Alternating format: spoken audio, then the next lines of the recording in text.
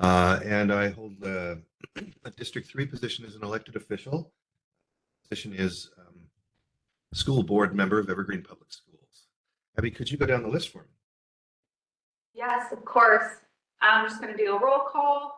Diana Perez, are you here? I am present. Diana Perez, Vancouver City Council member. Sandra Zavala Ortega. We don't see Sandra. Rob Perkins. Here. Ernie Suggs is excused. Katie Favela. Don't see Katie. Bronwyn Clark. Clover Spears. I'm here. Great. Megan Molsoff is excused. Faye Solomoni. Thought Faye was joining, but maybe she'll join a little bit later. Amy Rourke. Yeah, here. Great. Lily Padanye. I'm here. Thank you. Nikia Hunter.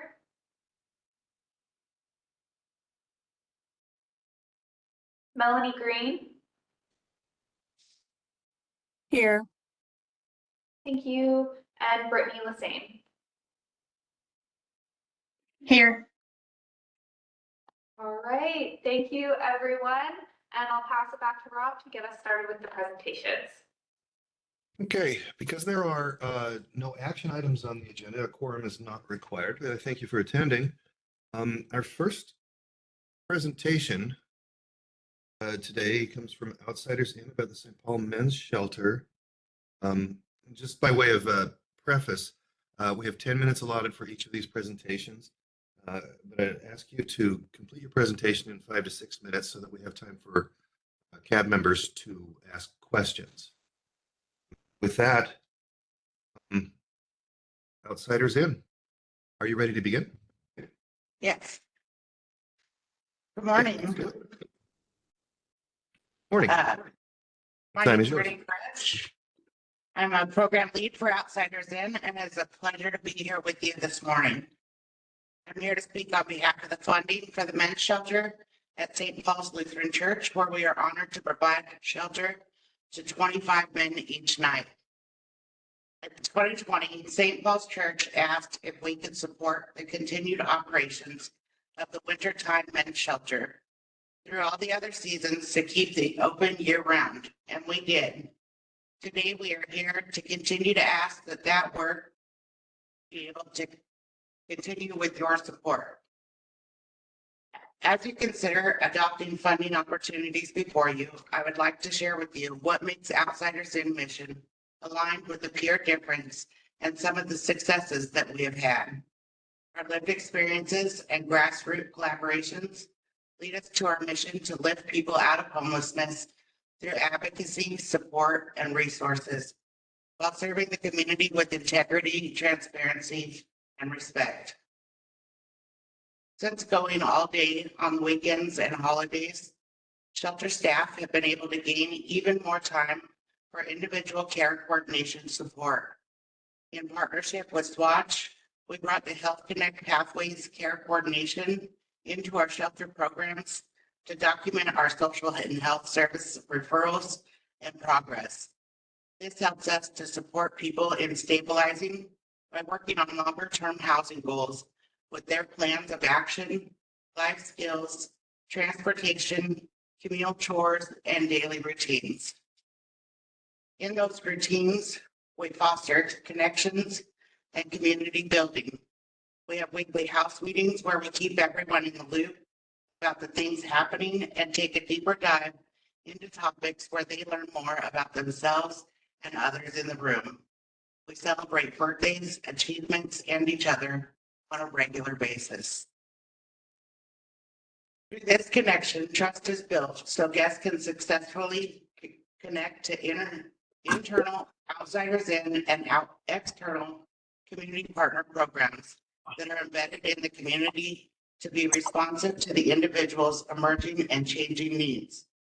These services are person-led and may include mail services for those without an address, ID and birth certificate assistance, health and treatment referrals, Narcan trainings, transportation programs, employment program referrals, legal system navigation support, and many more.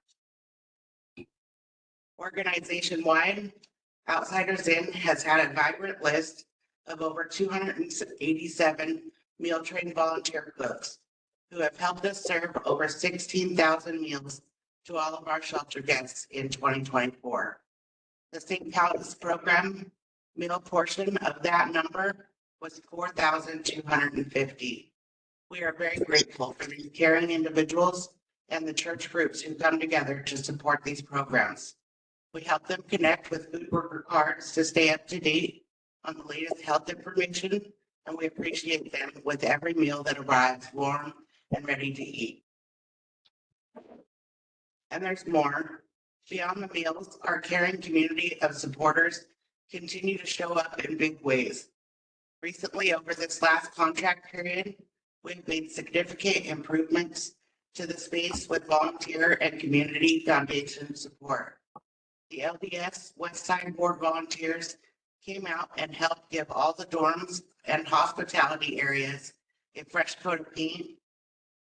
And while everything was in motion, they cleaned the cabinets and power washed the sidewalks. It was an amazing month of services that they generously provided for our community shelter. The American Rescue Plan funds helped us to improve the bathrooms, going from 2 single bathrooms with only 1 shower to a shared bathroom with 2 toilets, 2 sinks, and 2 showers. It has been amazing to be able to keep people moving through the space in a supported way. The Lynch Foundation has supported structural improvements needed in regards to the outside lighting and roofing connected to overhanging eaves. Groups like Odyssey World and Northwest Cave rallied their communities to provide Christmas gift bags and holiday special touches. We are proud that all of that support leads us to documented successes. We have 27 men sheltered nightly on average. There were 88 men served in 2024. 15 were exited to permanent situations, and 9 were exited to temporary situations. And a lot of steps were taken towards goals made. So what we ask is important. With this funding, we can continue to maintain and support 25 bed spots for men downtown in a space that has been maintained and really recently renovated bathrooms and showers. It is staffed by a workforce of people like myself who are earning a living to maintain housing stability and recovery journeys as well. We welcome questions now and anytime in the future. Feel free to contact us about our organization and our shelter's peer lived experience, approach, and model. Thank you for your time and consideration. Thank you for the presentation. Are there any questions? Yeah, Amy, I have a question. Did you say you guys serve 27 or 25? I'll go ahead and answer that. We are contracted to do 25 and we're always at capacity. We do at times have some bunk beds that we don't always fill. So there are times when we are taking an emergency referral from anywhere that those might come. And so we do sometimes get in that 27 range. We try not to fill the place completely. Since COVID, we've lowered to the 30 to 25 that we had. Hope that helps. Thank you. There are about 3 minutes remaining. Any further questions? I have one quick one, sorry, unless somebody else does. Okay. I was wondering, in 2024, you served 88, so what is the length of time there? Is it like 6 months or? I'm sorry, I didn't hear that. Was that what's our average length of stay? Or Excuse me, what? Yeah, how long is usually the average length of stay? Because it was 88, you said you served last year, so like. Yeah.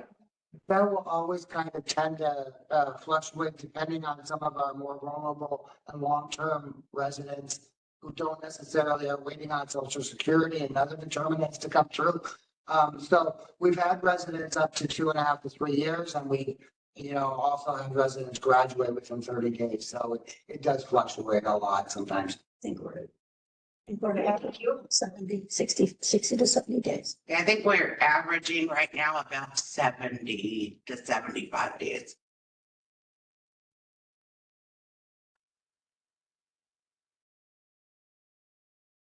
Okay.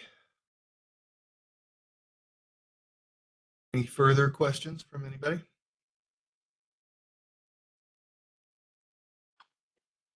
Hearing none, I want to thank you for coming to present to us today and for your work in the community.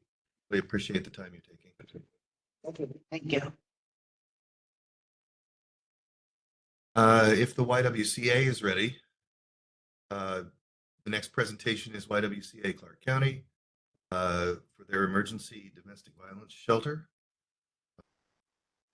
And just quick reminder to all presenters, please let me know when you want me to advance the slides so I can make sure the PowerPoint is moving at the cadence that you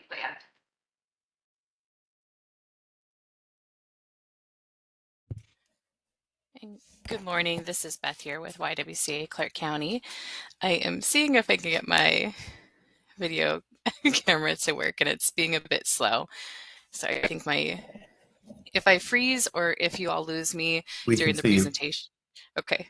If I do freeze or anything like that during presentations, please let me know and I'll turn my camera off. I think my connection's just a little slow this morning. But good morning. Thank you for having me here today. I also have Emma with me, and she'll be answering and assisting with any stats or additional questions. But we'll go ahead and go through the slides and start with our emergency domestic violence shelter. So that is our first presentation. Next slide, please. Okay, so our emergency domestic violence shelter with YWCA Clark County, as some of you may know, is the only domestic violence shelter in all of Clark County, or all of City of Vancouver.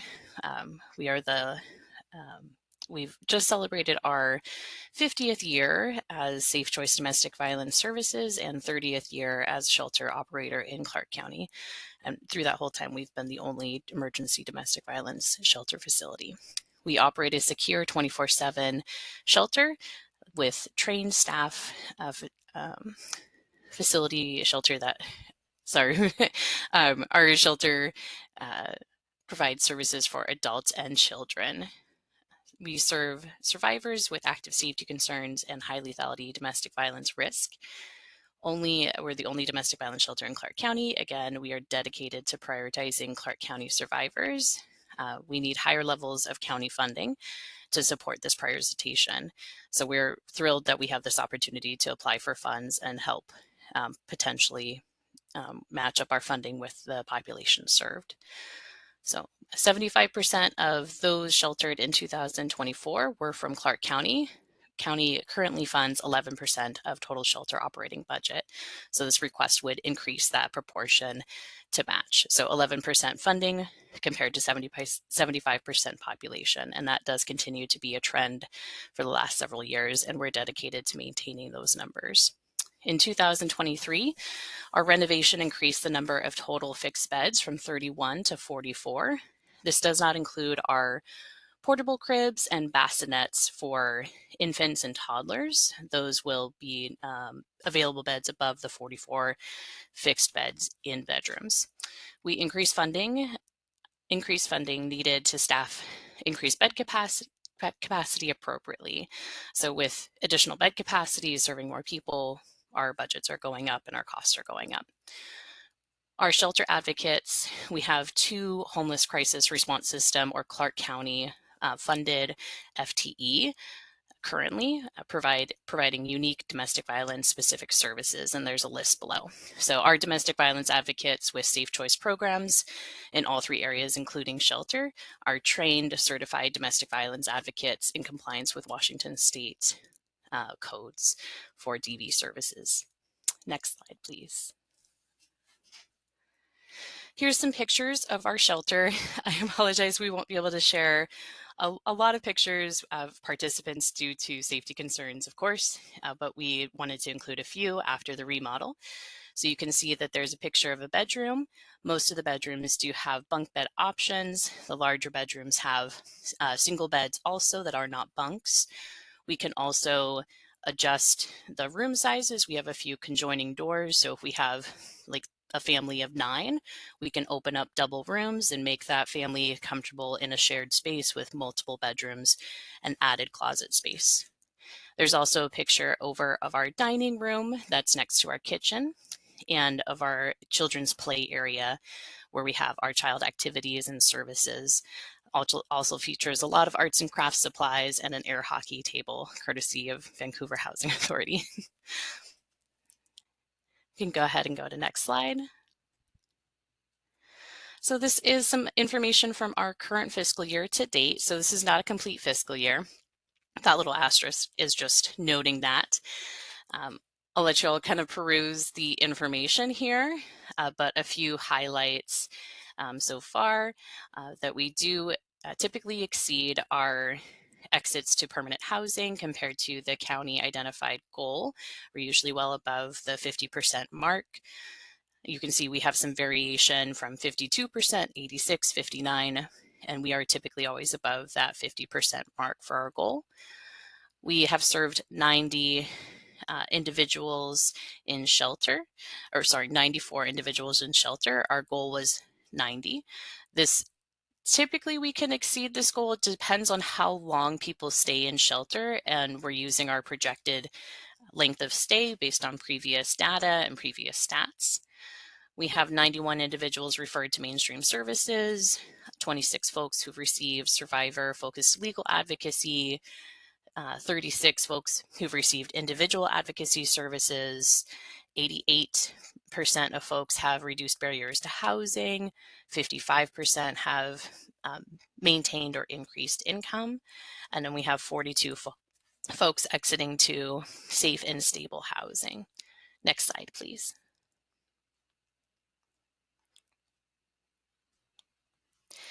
Our current fiscal year expenditures for county-specific funds are listed here. You can see that's total about $77,000. So currently, this is 1.625 FTE for the fiscal year. The county contract primarily supports staffing costs for direct services. Our shelter has 13.5 FTE in total. So this is just the portion of the county funds. Our current county contract does not encompass more cost outside of staffing. Okay, next slide, please. Okay, so that is our basic overview. I do want to make sure that I leave time for questions. I know that's a brief overview, and I know there may be more specific questions about the shelter, the program, the services, our approaches, and wanted to leave plenty of time for y'all to ask any questions that you had. Thank you, Beth. About 4 minutes remain in our time slot. Are there any questions for Beth? Hi, this is Diana. Hi, Beth. You mentioned that 11, I'm trying to go back, remember that 11% of the budget.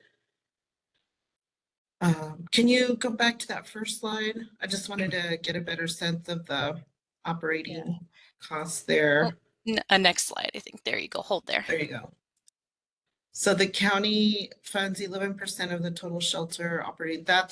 So the request would be more than 11% if the funding came through. Do you know what that percent would be? Correct. If the funding came through, it would be above 11%. And then Emma, I'm going to ask you, did we do a projection on if we're awarded the full amount requested, what that total would be?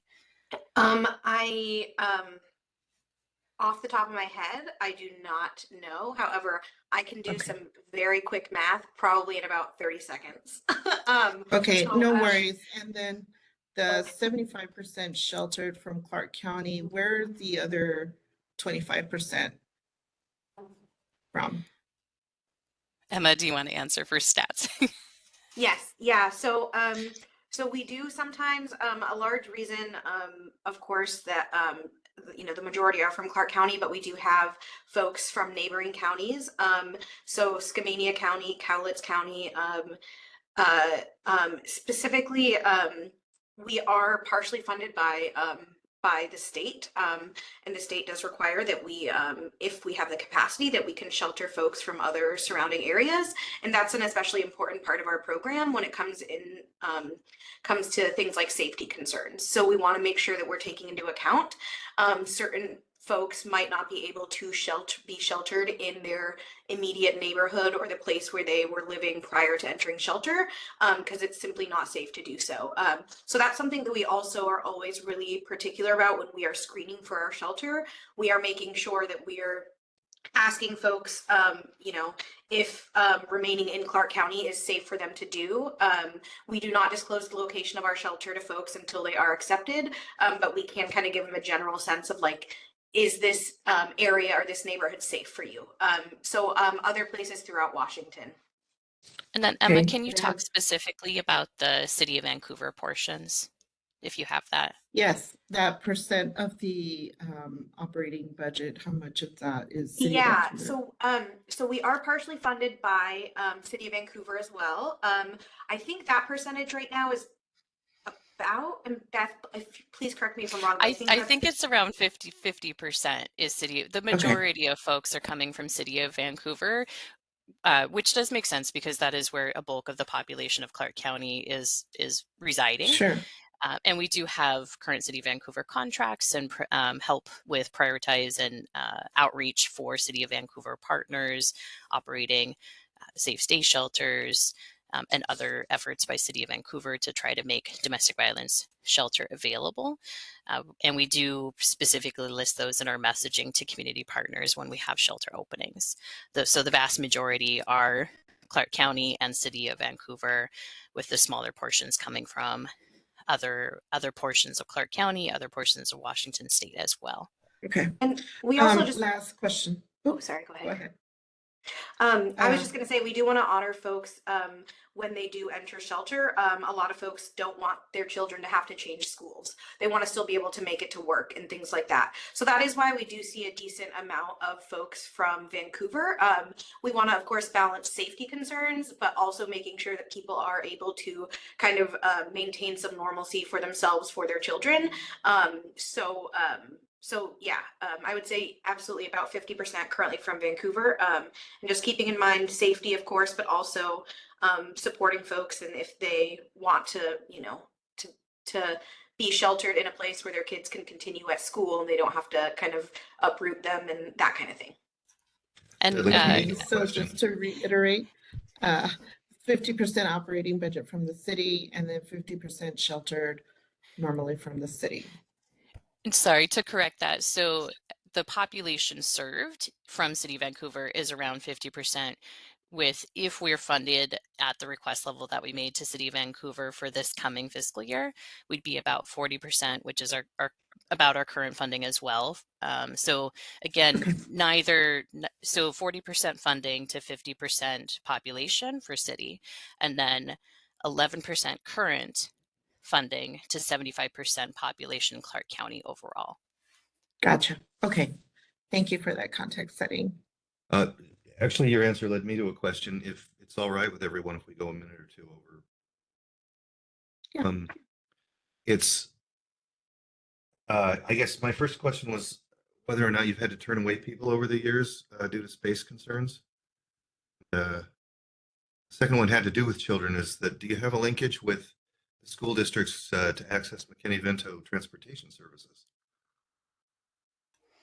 Yes, we do. So yes to both. So yes, we have to turn away people on a daily basis. In a moment, Emma can talk to you about some of our recent stats. We just pulled some numbers for, I think February, to just look at where we're at with denials on a month example that we can reference. And yes, we also work with the school and the homeless student liaisons and work closely with transportation options. We also try to prioritize a portion of our more flexible funding that is not from city or county to help with transportation needs of survivors that are safe and specific to their needs. most of the time the school transportation is really helpful and appropriate. A portion of the time it is not safe, even when it is offered for survivors.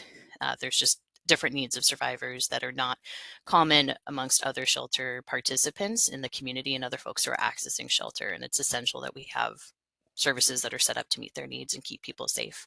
And then Emma, do you want to talk about the percentage of declines?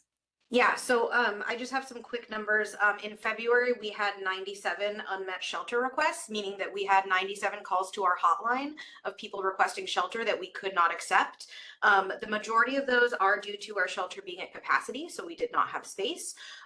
There are some other, I think, let me see, about, let's see. Yeah, so about 70% of those unmet shelter requests were due to shelter being at capacity, but then also sometimes we may be unable to shelter someone because of other concerns, oftentimes because of safety. If someone discloses, well, my abuser or perpetrator lives in this area, they're very well connected, have kind of affiliations or a network that's close to our shelter location, our staff are trained to kind of to assess safety and determine whether it's safe for that person to be at shelter. And then we oftentimes also have some folks who call our hotline who are not actively fleeing domestic violence, but they are still looking for shelter. So we do have about, let's see, about 10% of the unmet shelter requests we had in February were for folks who were essentially not eligible. So they were in need of shelter services, but they were not eligible for our program because they were not actively fleeing domestic violence. I see. Beth, are you the presenter for the next one, the transitional housing, or is that someone else? Yeah, yes, I am. Emma and Okay. I will be tag teaming again. I feel a little better, but we are way over time on the first presentation. And I wonder if we could get into the next one. About Yes. 5 minutes remain, but I Okay. don't want you to rush through the presentation. I think we can take our No other questions problem. offline with you. No problem. And please do, if there's questions, please do reach out. We'll be happy to answer any questions that y'all have that we can't address today. So our next presentation is for our transitional housing program for survivors of domestic violence. And again, Emma and I are going to be your main presenters with YWCA Safe Choice for this portion. Next slide, please. So this is a bit of our program overview. So our transition from current shared living models to individual units is our goal with this application request. We currently have county-funded transitional housing, and it is a shared housing model in partnership with Second Step Housing. We have noticed that due to the shared housing and some impacts with our population, it's showing to be less effective for our population served than individual units. We also have privately funded, some state funded, and federally funded transitional housing units that are operating in an individual non-shared basis, and their outcomes are better just overall. So we are seeing the program model is the same, the staffing model is the same, the services are the same, outcomes are better in non-shared housing. So we would like to still request transitional housing funding support from Clark County, and we would like to do that moving into our individual units, prioritizing that approach and seeing if we can do something possibly different with shared living in the future, but just recognizing that there's a difference in individual units, private housing compared to shared living. So we do have an active partnership with Vancouver Housing Authority, or VHA, to master lease 3 transitional housing units for domestic violence survivors. Our master lease supports survivors with barriers to approval for rental units in the open market, while survivors work to repair their physical health, literally healing from injuries, in some cases regaining the ability to walk, recovering from mental health impacts, recovering from rental and financial history impacted by domestic violence abuse. We prioritize high lethality survivors within Clark County with active safety concerns and significant barriers to housing, such as lack of rental history, little or no income, significant housing debt, and other barriers. We use a supportive services model from trained domestic violence advocates through a DV Housing First approach. Unique service model and population served for Clark County, addressing leading causes for homelessness among women and children. That's statewide, nationwide. is the leading cause for women and children is domestic violence. We have a dedicated case manager of 0.5 FTE if funded, and we will provide services including rental assistance, housing stability planning, safety planning, and more. We use a progressive engagement model and focus on housing stability and safety plan services. Next slide, please. This is our current stats for fiscal year 2025. Again, to date, so we're not quite at June yet, and you can see some of our information here. I do want to just give you a minute just for time's sake so that you can just review some of this information on the slide. And then Emma, can you, I don't know if this is down here, will you point out the difference in the exits to permanent housing from the non-shared model compared to our shared housing model here? Yeah, absolutely. So as you'll see here, the current stat of 58% of folks exiting to permanent housing is our current county funded shared living model. We do have individual units, as Beth touched on, and the outcomes to permanent housing exits are significantly higher. Currently, it's about 88% of folks who exit our individual units are exiting to safe, stable, and permanent housing. So that is really kind of the catalyst for us making this transition from shared living to individual units. It just survivors tend to just fare better and be set up for longer term stability when they are able to live individually with their families as opposed to shared living. So again, that 58% reflects current shared living outcomes. The individual unit outcomes are about 88%. Thank you. And for time's sake, I'm going to go ahead to next slide, please. Okay. So this is some information about housing stability and our approaches and services. Folks enrolled in the program will receive rental assistance and housing support services. Participants work closely with a case manager on their housing stability plans, which identify their housing goals and action steps needed to achieve those goals. Case managers will work with participants to reduce barriers to permanent housing as well as increasing income and employment as applicable. The goal for participants is to exit to safe permanent housing in the shortest time frame possible. Next slide, please. This is a snapshot of our current expenditures for county for the fiscal year. So these current funds have supported staffing, facility, rent, and cost in order to provide safe housing for 6 total households this fiscal year to date. Next slide, please. Okay, I think we might be over time. Thank you so much for being flexible with us. If there's time for questions, we're happy to take them. I appreciate the presentations, Beth, and really thank you for the work that you do for our community. It's just so vital. We are out of time, but I want to invite CAAB members to send additional questions if they have them by email or phone call, either to Beth or through Abby. That's all right, Abby? Yes, feel free to send me any questions and I can forward them along to YWCA. Okay. Then we'll move on to our next presentation. Getting to homeless outreach at this point, we'll be hearing from the Catholic Community Services of Western Washington, CCS. Who's presenting? Good morning. My name is. Good morning. I am the Services Director for Catholic Community Services in Clark County. Homeless Outreach would be a new program to CCS in Clark County. So I don't have a lot of numbers to throw at you, but I do have kind of an outlook of what a program would look like to us. So next slide, please. So our goal is to have case managers out in the field 40 or 60% of the time, and then 40% of their time resourcing and kind of advocating and providing wraparound services to our clients in the field. And we would make sure that we are focusing on the population with the highest barriers to finding housing, obviously by attending the by name list meetings. We would also like to create a meal program for distribution while we are out in the field. I have found that food is a great de-escalation tool, so I feel like that would be a great benefit for an outreach program.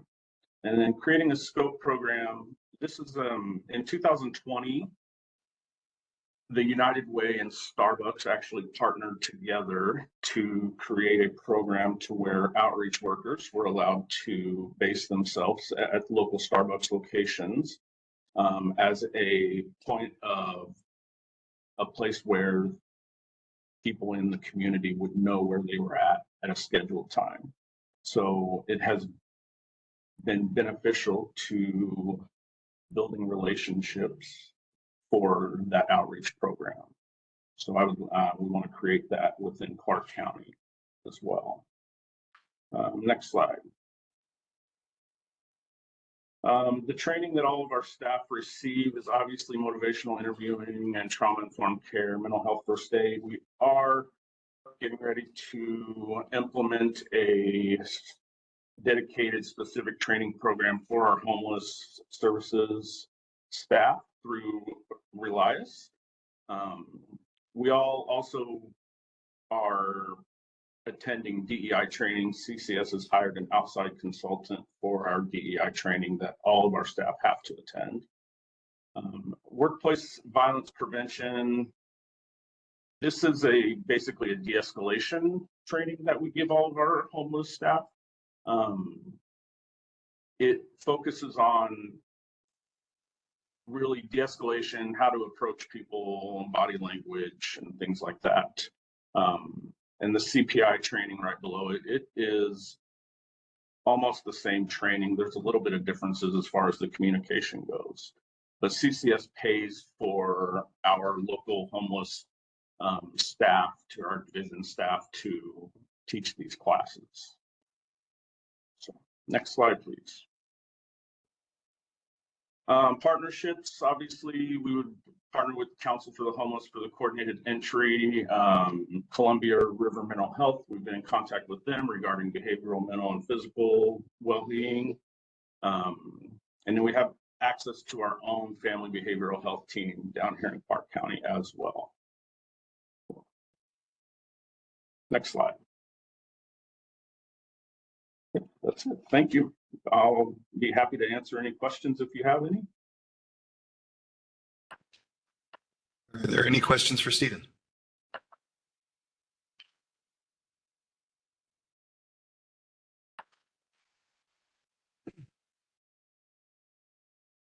So, okay, then I have a question. Is that what you're proposing is a new program for Right. CCS?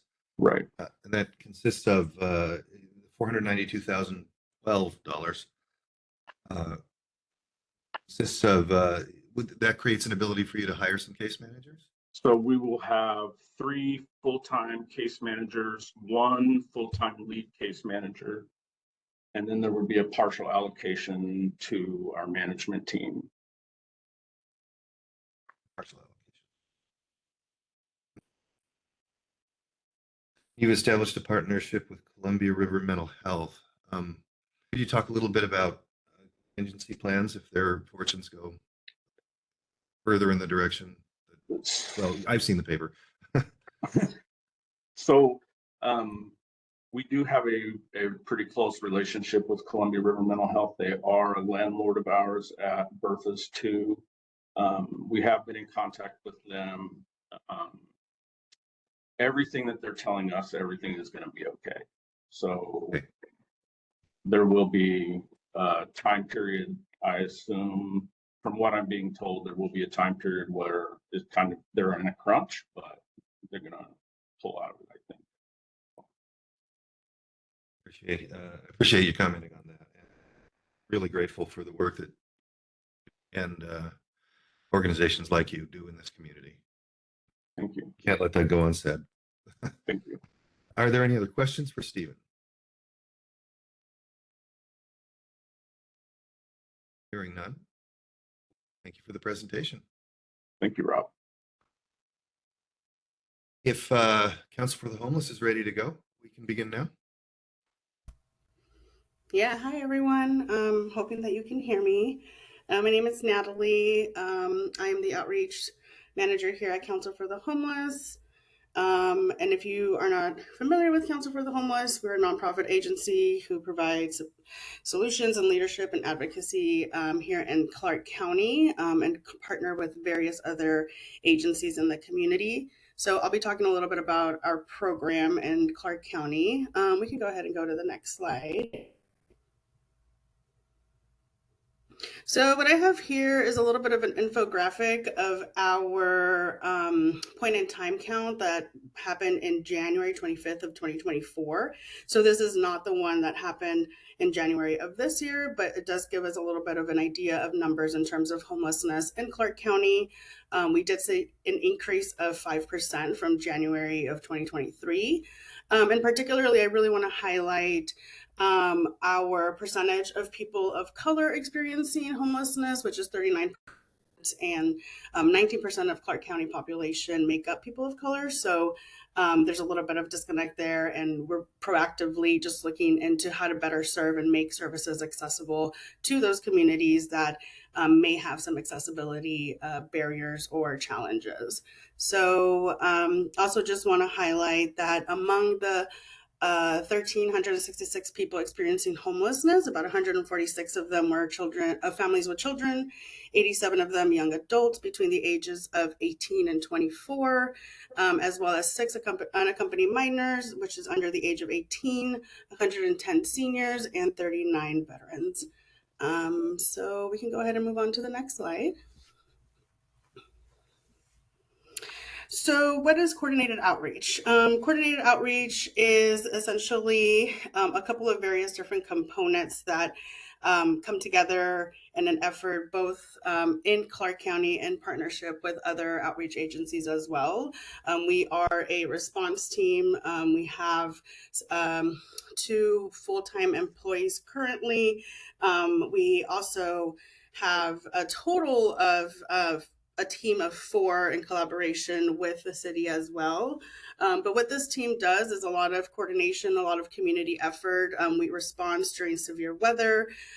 We respond with any really need that may come from the community. If a community partner or community member has a referral, that usually comes to us, and then I'm able to either have my team be able to go out there and could make engagement with said participant, or we coordinate with some other agencies and outreach teams to provide that support if we're unable to do that.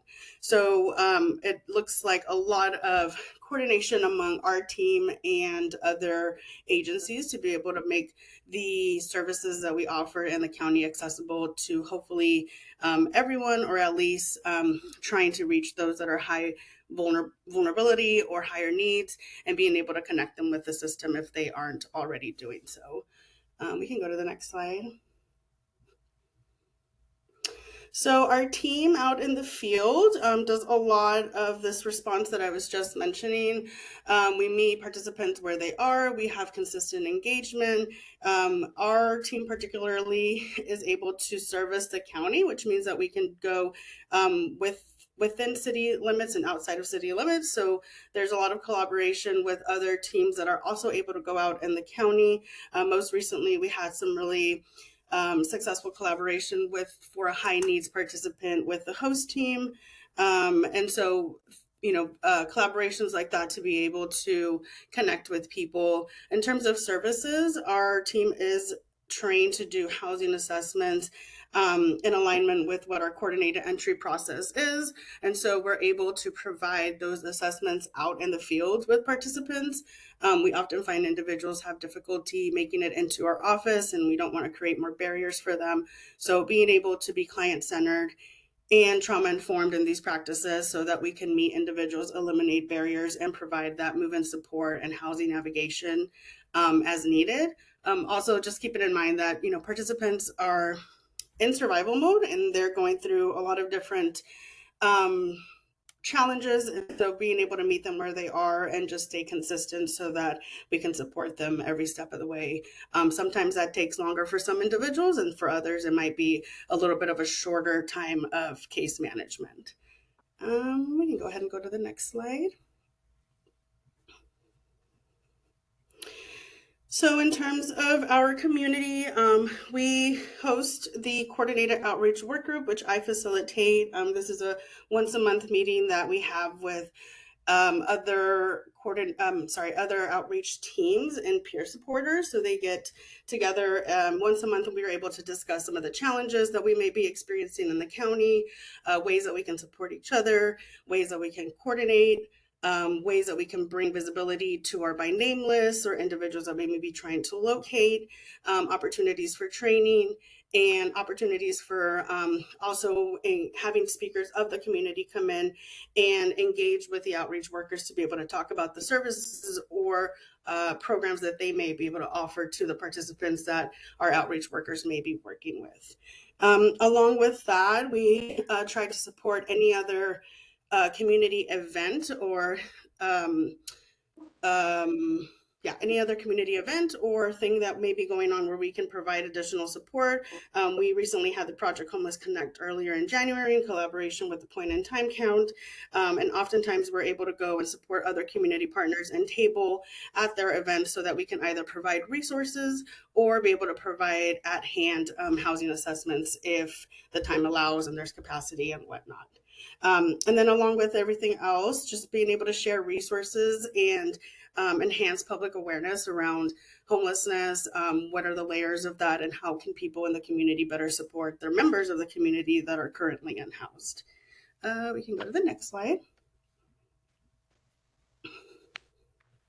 Another big part of our work is being able to respond for severe weather.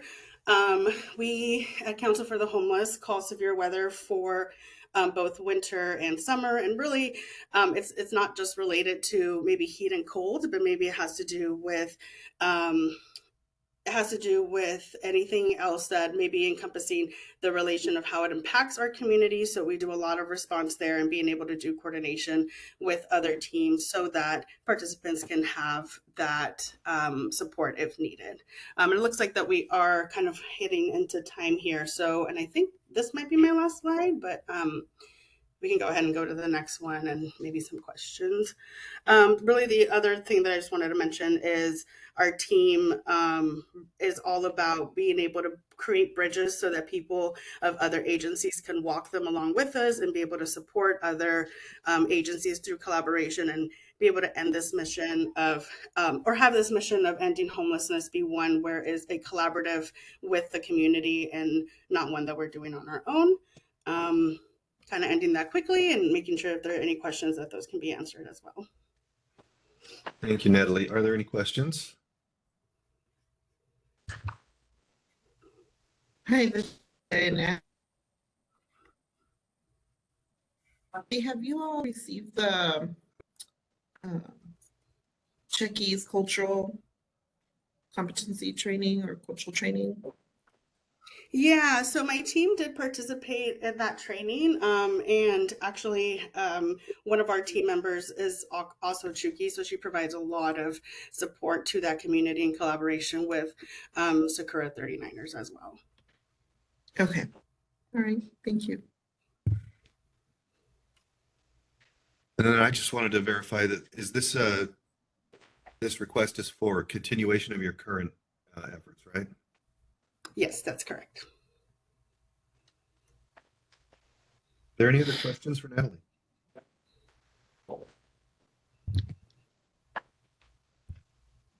Hearing none, I thank you for bringing this presentation to us and for the work that you do. Yeah, thank you for your time. Really appreciate you. Our next presenter is, and I might mispronounce this, but I want to be corrected if I do, the Janus Youth Programs. Who's presenting for that? Yes, hi. My name's Alaire DeSalvo. I'll be presenting for Janus. So yeah, hi. I'm Alaire DeSalvo, she, her pronouns, and I am the Shelter and Outreach Director for Janus Youth Programs. I'm here today to talk with you about the Perch Drop-In Center and Yellow Brick Road of Washington Street Outreach Program.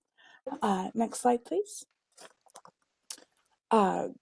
Clark County has been supporting operation of the Perch since it opened in 2009. We provide basic needs and immediate case management support to youth and young adults who are between the ages of 12 and 24 and who are experiencing homelessness.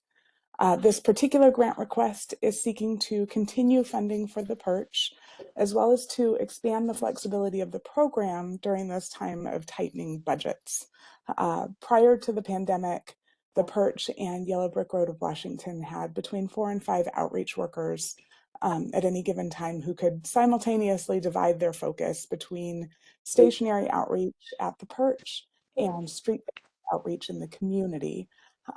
But as available funds have decreased and the cost of service provision has increased, we have adapted by reducing our open hours at the Perch and creating opportunities for youth outreach to occur in the community with only one full-time outreach worker. Next slide, please. Janice served 159 unduplicated youth at the Perch in calendar year 2024. And an additional 14 youth were served in the community without actually ever stepping foot inside of the Perch. Next slide, please. Utilizing Janice staff from other roles to fill in at the Perch part-time, we're able to offer the most important stationary outreach services 4 days per week during the times that youth have identified as the most convenient, which is currently afternoon and early evening. This includes computer and Wi-Fi access. Advanced slide, please.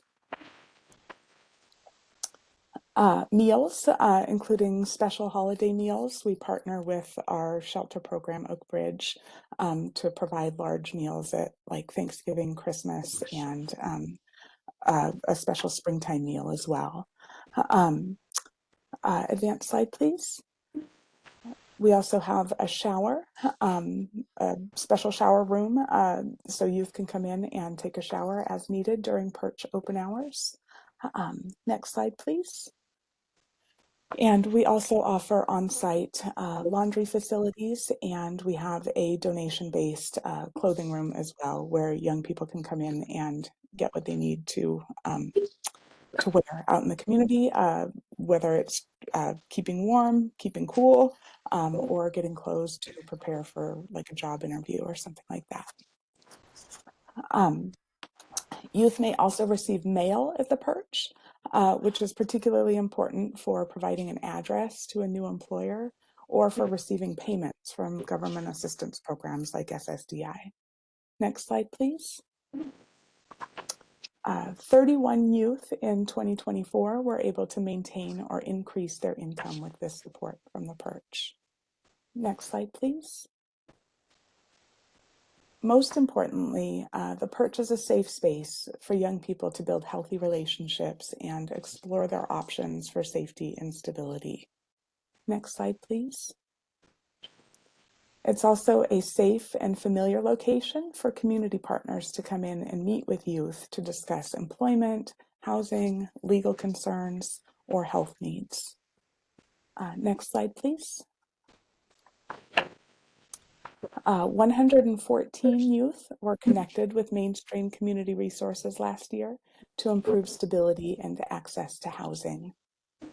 Next slide, please. When the Perch is closed, our outreach coordinator can meet with youth in the community. Next slide, please. We can bring them supplies like food and water, or we can help them take action steps to get and stay housed. Next slide, please. Last year, 45 youth were able to access shelter with direct support from Janice's outreach coordinator. Next slide, please. Identity documents are another top request, with 25 youth, advanced slide please, having received birth certificates, social security cards, or state ID cards in 2024. Next slide, please. Housing is, of course, the ultimate goal for all youth who are supported through our outreach program. Through a combination of one-time diversion funds, access to coordinated entry, and direct applications to project-based housing, 20 youth successfully obtained housing in 2024. Next slide, please. An additional 18 youth were placed on waiting lists with the Vancouver Housing Authority to move into affordable housing once a unit becomes available. And our outreach staff are integral to maintaining contact with those youth during that wait period, so that when their name comes up on the list, we can help find them and get them connected to those much needed housing resources. Last slide, please. Now we've reached the point where I'm open to questions. Thank you. Are there questions for Alaire?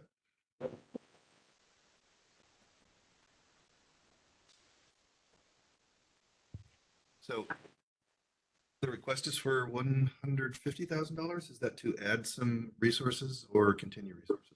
It's to continue resources as they are. We have been funded at $100,000 per year for, I can't remember exactly, I want to say at least the last 4 to 5 years. Our wages are abysmally low. We need to increase those. Operations costs have gone up. Cost of rent has gone up specifically. So the $150,000 is really just to maintain programming as it is. The reason that we've included Yellow Brick Road of Washington Street Outreach Program in this request is less about the funding and more about the way that we're reporting data. It's been historically separated based on funding sources. And so we've only reported outcomes related to the perch, but with only one dedicated outreach worker in the county, there's really so much back and forth between perch and community-based outreach that it just made more sense to combine them into a single request. Of course. So Yellow Brick Road would have been a separate request in the past? A different funding source? We also receive funding from the Federal Family and Youth Services Bureau, as well as the State Office of Homeless Youth. But that funding is shared with a similar outreach program in Cowlitz County. And so only a portion of it comes into Clark County just to help, again, offset the cost. It pays for a little bit of our outreach worker, and it pays for additional staff in kind of other parts of the agency to support outreach operations as needed in Clark County. What's your sense of the stability of the federal funding given recent events? I'm afraid the federal fiscal year runs October to September. And so we are fully contracted for one more full year, plus the remainder of months until we hit October. I don't know what's going to happen with those contracts, whether they will be honored as planned with the current state of what has been happening with kind of jostling of positions and funding opportunities and that sort of thing. But we are contracted for another year and a half almost. I appreciate that. Are there any other questions for Alaire?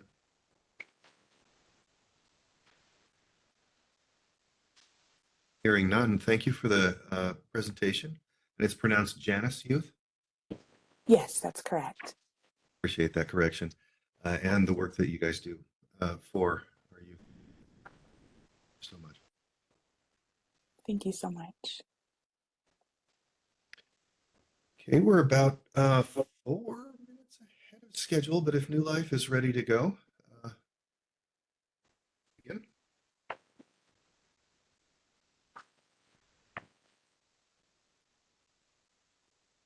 Abby, do you know who's presenting? Should be Carl Robinson. Carl, are you here?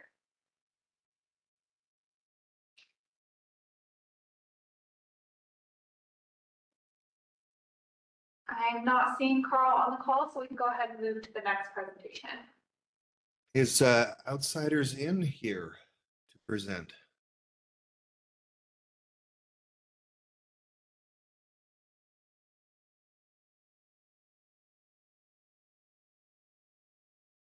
We are. Good Morning. Getting Welcome our back. stuff going. So we're way ahead of your schedule, but if you're ready, We are. take 5-6 minutes and then 4 minutes for questions for this program. Absolutely. Good morning. It's a pleasure to be presenting here. I am Jasmine Neal, and I am the Outreach Team Lead for Outsiders In. I'm here to speak on behalf of the funding for our Project Hope Street Outreach Team. Next slide.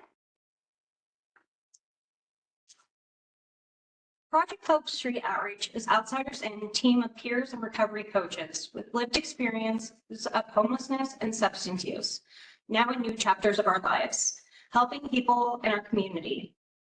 We have been connecting unsheltered residents with hope, resources, and pathways to housing since 2021.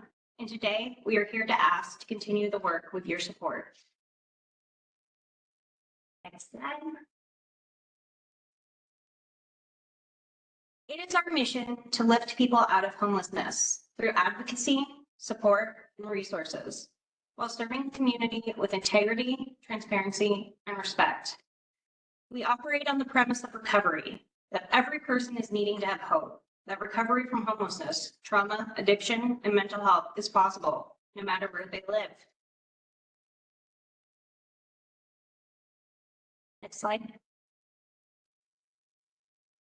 By our very presence in this work, our team embodies that hope. We believe in the value of the lived experience of peers, working alongside people as they create self-directed goals towards housing. We have no problems meeting people where they're at, whether it's deep in the woods or at a doorway downtown. Slide. We have close communication with other outreach teams, healthcare systems, and community partners to bridge gaps and reduce barriers. We attend the required binding groups and coordinated outreach meetings. Our work in the HMIS system is current and updated, and it's just one of the places that we document. We also use the Health Connect care coordination system to securely document referrals into treatment programs or other health or social service referrals, which adds to our community's regional knowledge on emerging needs, trends, and our responses. Next. The addition of Health Connect pathways into our outreach program was to more clearly capture the continued process of social and health referrals. Our team intends to support people stabilizing by providing a process and routine, and then documenting the work that's happening.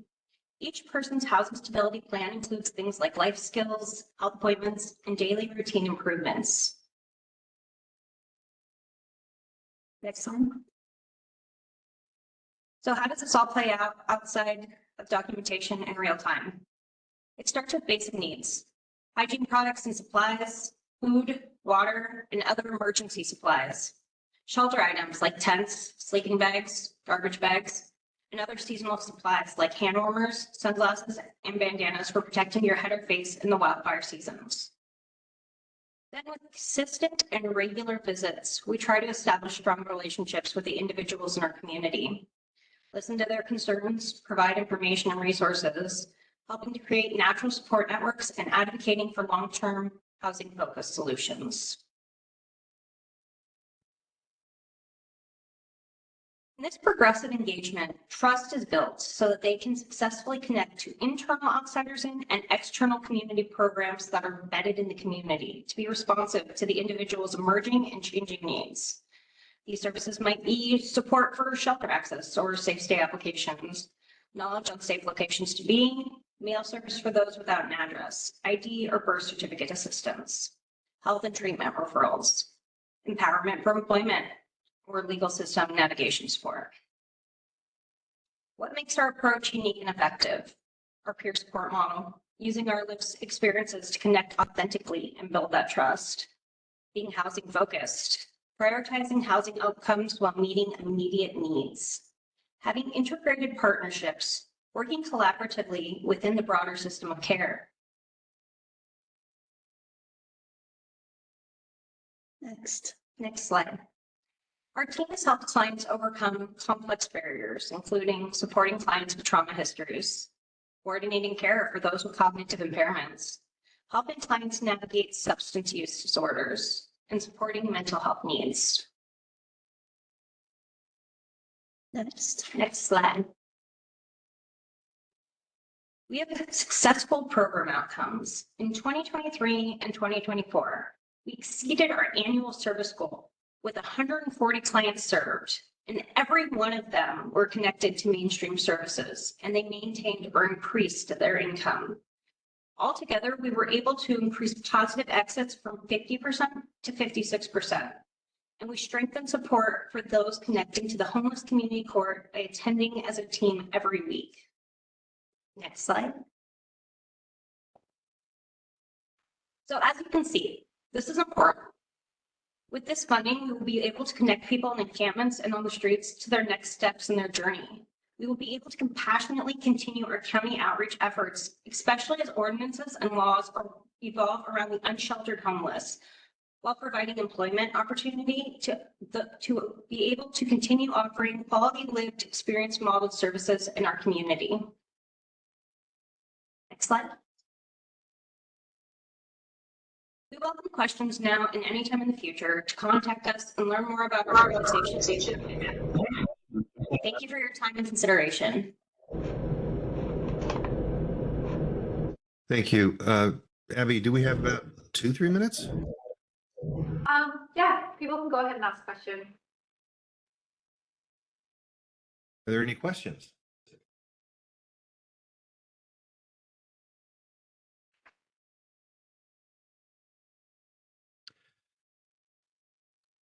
Hearing none, thank you for the presentation and thank you for stepping in a little earlier. Thank you. Appreciate the work that you've been doing. Is our New Life Recovery presenter here? I still don't see them, so let's move on to the next one. That'd be Cher, right? It's Jackie Snell here. Yes, I am. Hello, everyone. Let me just get situated real quick. Were you going to say something? No, I was just going to say sure. Okay. All right. Thank you. Thank you for having me, everyone. My name is Jackie Snell, and I am Cher's Outreach Program Manager. Next slide, please. So as a program manager, I oversee outreach, syringe service, and community wellness programs. I do currently supervise a team of 8 staff members who provide care coordination for unhoused folks in Clark County. But our outreach team specifically has 4 staff who play an important role in going out into the field, meeting people where they are, and treating them with compassion and respect. Our team does serve a wide range of demographics, including various ages, races, sexual identities, and abilities. Ultimately, we want our outreach team to be as accessible and inclusive as possible, and that there are no barriers to receiving help from us. Whether people are struggling with mental health challenges, substance use, or just meeting their basic needs, we really want to come with them from a non-judgment approach.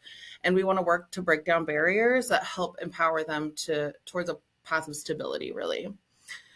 For many of our folks, the ultimate goal is stable housing, and we want to work to address those barriers that prevent people from achieving that stable housing, such as lack of income, criminal history, and eviction records. And we take each person and we personalize their care, providing support and navigating complex systems. This year, our team and Cher as a whole really has chosen to focus on increasing employment opportunities for folks. It's really a strategy to help with long-term self-sufficiency.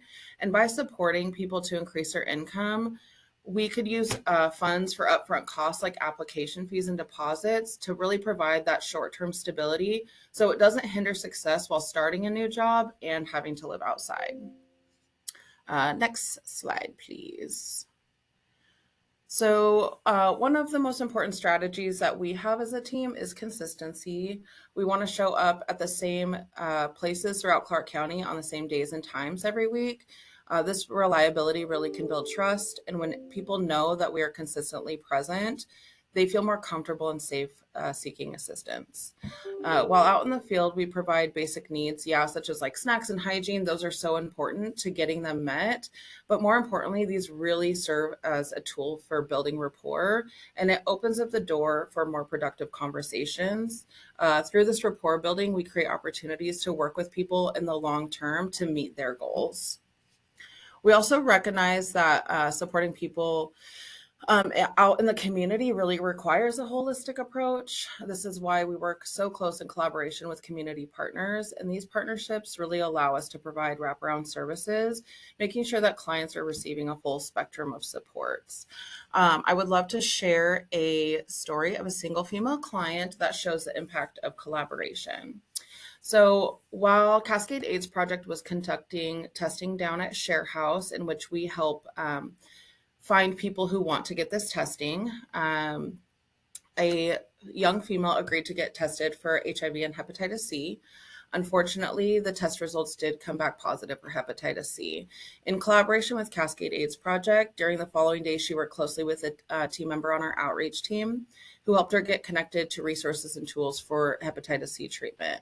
And over time, as a team member built trust and rapport with this person, she felt comfortable opening up about her substance use and wanting to do detox and eventually get into sober living. With the lifeline relationship that team member had already built, our team was able to get her into detox that same day. She was able to complete detox successfully and then entered into an inpatient substance use treatment. Our team was still able to support her in that space and give her guidance and encouragement. And they found a female Oxford house that she could move into together. To help her get settled, we were able to provide financial support for her deposit and first month's rent, so she could really focus that first month on getting back on her feet. During that time, we gave her some transportation support and connections to employment assistance at Goodwill Job Connections, and she was able to secure a job and then became self-sufficient. I also really want to highlight the importance of strategies for success with staff. That includes specialized trainings, such as being able to do housing assessments, managing aggressive behavior, and motivational interviewing. The team also has regular one-on-one supervisions. Next slide, please. I have included some of our previous program accomplishments from the most recent contract. I really want to share some quotes from client surveys that we hand out. We do think it is really important that we receive input from the people we are serving. Some of those survey responses included, working with staff when they come to us in the community is so helpful. I love the team. I feel so hopeful now that I have support. Outreach did everything in a timely manner. They always kept us informed with every step, and we were treated with respect in every possible way. Next slide, please. I do just want to share one more story that the impact of outreach has. So while conducting outreach downtown, our staff encountered a senior couple that was living in a tent, struggling with medical issues, almost unable to even get up and out of their tent. They also reported that they had a housing voucher through Vancouver Housing Authority, but they did not know how to navigate it given their age and medical conditions. They were also unaware that it was about to expire. So our team quickly stepped in, helping them connect with a VHA and secured an extension. Right after that, we provided support in filling out and paying for application fees. And despite an old eviction on the record, we were able to advocate for them, negotiating with the landlord, and did a reasonable accommodation. And thanks to our efforts, the couple was approved for their housing, and they expressed such deep gratitude, saying that without our intervention, they would still be on the streets. This outcome was amazing because it didn't only just provide them with the housing, but they were able to get their health back on track and be able to maintain stability. Next slide, please. So I really just want to thank you all for your time and energy and for considering Share for continuing these funds. Thank you so much. Any questions? Are there any questions for Jackie?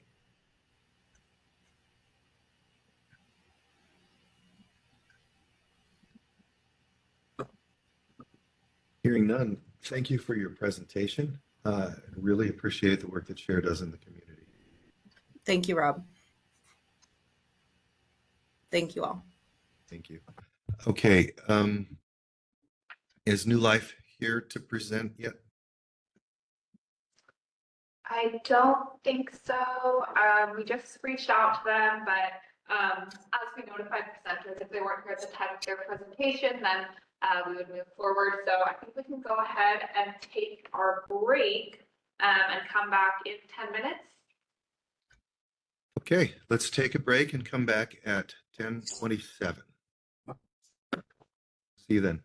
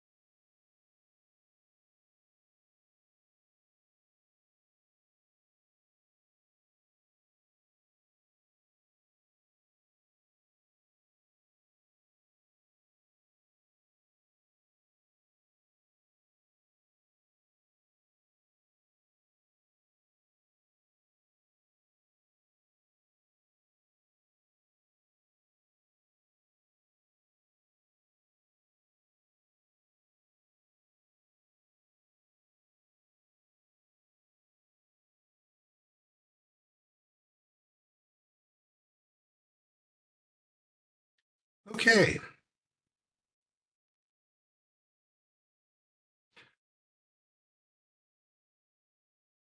So is everyone ready to go on to the next of 10 more presentations? We're ready in the room, Rob. Okay, then let's proceed with we're into the EPRAP presentations now with the Cascade AIDS Project Southwest Washington.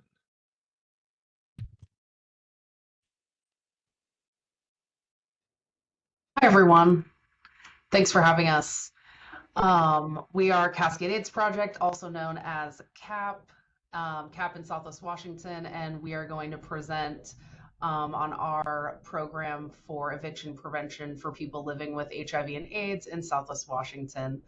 I'd love to start with some introductions. I'm Jasmine Gruenstein. I use she, her pronouns. I'm the director of CAAB in Southwest Washington, so I oversee and support our HIV care and prevention programs, and that includes our housing program that we'll be sharing about today. And I'd love to pass it over to my colleague, Emma, to introduce herself. Thanks, Jasmine.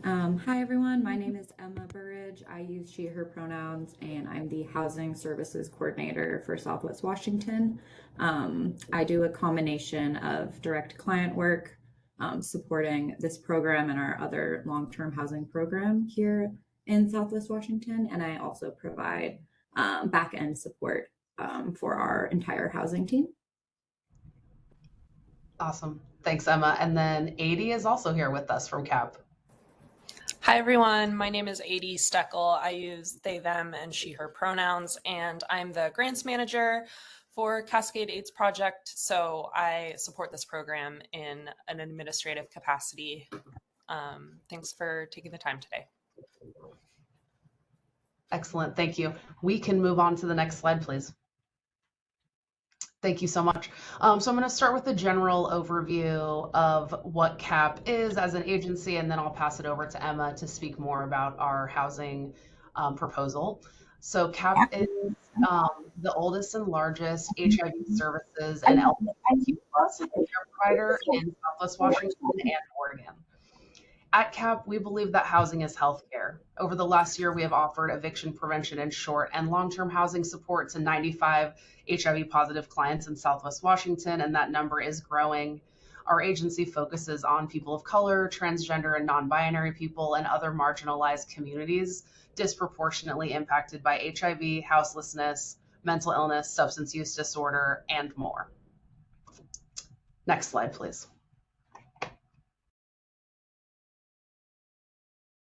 Yeah, our priority population is people living with HIV and AIDS. People living with HIV and AIDS who are homeless or unstably housed are significantly less likely to receive and adhere to life-saving antiretroviral therapy. Current antiretroviral therapy can provide a very high quality of life and extend the life of people living with HIV. In addition, people who are homeless and unstably housed with HIV and AIDS are more likely to be hospitalized and use emergency rooms and experience higher rates of premature death. When housed, though, hospitalizations for people with HIV decreased by nearly 60%. Mortality for people with an AIDS diagnosis decreased by 80% after they received supportive housing. And among clients in the Ryan White program, 90% achieved viral suppression after being housed. And with viral suppression, you cannot transmit HIV or AIDS. Next slide, please. So the scope of the current EPRAP project, from July 2024 to February 2025, we provided $46,000 in eviction prevention and rent assistance to 32 households, and we're projected to spend another $64,000 and serve another 30 households in eviction prevention by June 30th, 2025. Next slide, please. So the goal of our program is stable housing. Stable housing will be achieved through eviction prevention assistance and participant return to independent payment. This is made possible through our wraparound service model and external referrals. So internally, we provide employment and benefits navigation, peer support, prevention services, and medical case management. And then we provide external referrals for services outside of CAAB in the community, such as legal support, immigration assistance, food pantry, medical and dental, transportation assistance, mental health and substance use treatment, in addition to community support groups for women living with HIV and domestic violence survivors. The wraparound care is the core of our services here in Southwest Washington. All of our services are based in the same office, so clients can come in, meet with their team, and get all of the services they need in one visit. Next slide, please. We measure progress towards these goals in a couple of key areas. The first being housing. So we address housing barriers, including helping with the housing search process, assisting with applications, and providing reasonable accommodation support. The health aspect is taken care of with our medical case management team and making sure clients are connected to life-saving HIV and AIDS care. And then we help with the financial piece as well through budgeting and employment benefits navigation. Staff assesses barriers that can be reduced through services offered at CAAB or elsewhere, and connect clients to these additional supports whenever possible. Next slide, please. So that is our presentation. Are there any questions? Are there any questions for Emma or the others? I want to ask if this is 250,000. Is this a continuation of current funding, or is it would it be a new funding source for you?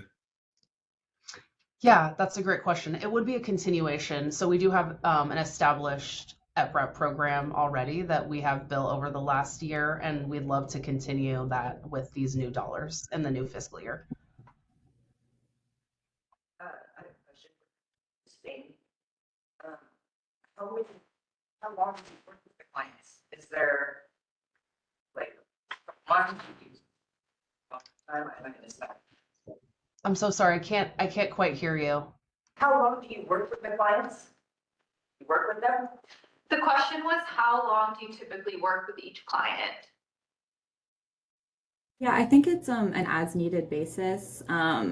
If a client is pretty well set up to reach housing stability within a short period of time, it can be probably as little as 1 month. But under our current model, we can work with clients essentially as long as they need to retain stable housing, whether that means financial assistance or further housing support. I think right now I would say up to 3 to 4 months is probably average.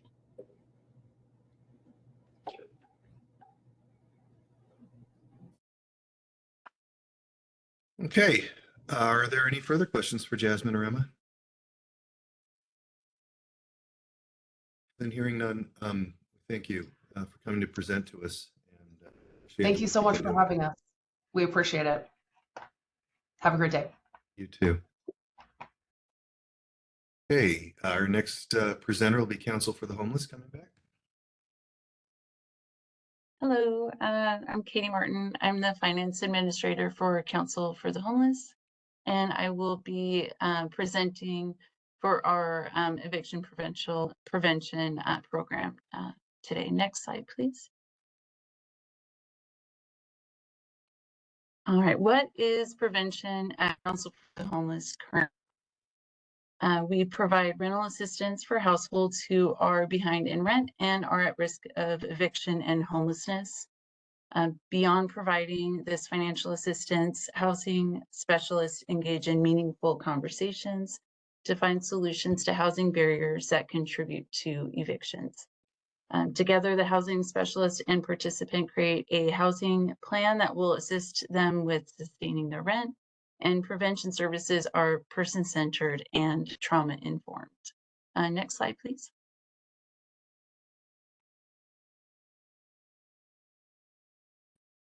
Clark County has a unique need in that we continue to see the highest rates of eviction in the state. Approximately 22% of households in greater Clark County excuse me, outside the city limits of Vancouver are renting, and about 52% of households in the city of Vancouver are renting. According to 2023 UDA filing data, it was estimated that 2.7% of renters annually have evictions filed. So for 1,709 evictions filed in 2023, that meant that about 1 in every 308 residents had an eviction filed. Almost 80% of evictions were caused due to non-payment of rent. This aligns with the data pulled from Clark County's HMIS, which shows that more people entering housing program in the last year cite lack of income as the primary reason for their homelessness, more than any other reason. And excuse me, while Clark County tenants may receive legal representation through the Right to Counsel program, once the proceedings have begun, there's a large gap in legal supports for tenants who are at risk, but proceedings have not yet begun. And we also see that households that experience multiple evictions and reentry into the homeless response system, this cycle is not being interrupted with the current prevention methods. Next slide. Our solution to this is a partnership with Clark County Volunteer Lawyers Program to expand access to legal services, case management, and rental assistance. This program will provide comprehensive case management to address underlying issues and reduce housing barriers through creative problem solving that is client-centered and culturally specific. It will provide direct legal representation and advice to tenants at risk.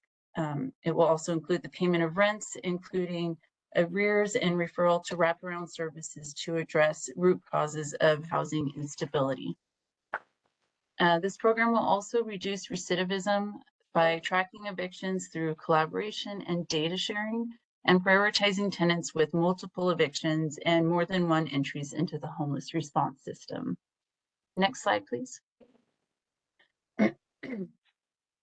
This program will positively impact the homeless response system through early identification by supporting renters before eviction to decrease the number of households that are entering into the system.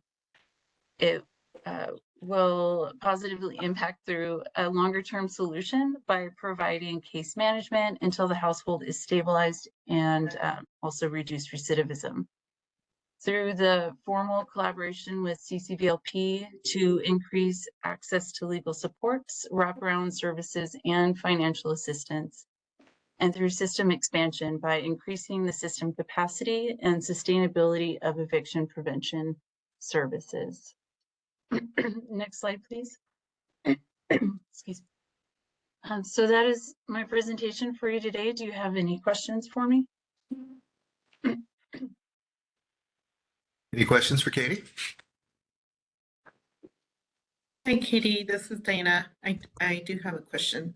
On the recidivism part, can you go back to that slide that I think it was a quick bullet down. There you go, reduce recidivism. So what, can you elaborate a little bit more, prioritizing tenants with multiple evictions? So can you just talk a little bit more about that? Yeah, so one of the things that we, when planning, I'm so sorry, when planning for this project with Clark County Volunteer Lawyers Program, we started just looking at the information that was available, the data, since Clark County has the highest rates of eviction in the state, you know, trying to figure out what's going on here. And we did start noticing that there were certain participants who were receiving 2 or more evictions, also having entered the homeless response system multiple times. And so that is, you know, really one of the primary targets for this is to not only to break that cycle for those participants, but to determine what the root cause of that is, like, you know, really see what's going on here. And that's where we're talking about partnering with community partners and the partnership between Council for the Homeless and CCVLP is to collaborate together and do data sharing across those systems. And so we could really have the greatest impact in that priority population, and then also throughout the system as well. So I'm not quite getting the outcome of if there is an issue with multiple evictions on an individual, how do you address that other than keep helping with assistance? How do you help Oh, the I person see. So out of that is continued eviction? where this the case management, the longer term case management, is really to address those underlying issues that is contributing to that household's repeated cycle of going through the homeless response system, experiencing eviction. And so this case management and the longer term solution. So reducing housing barriers with the financial assistance and the coaching and the problem solving there. And then also, you know, financial assistance for that rent for a longer period of time until that household is stably housed, by addressing those issues that were discovered in that case management.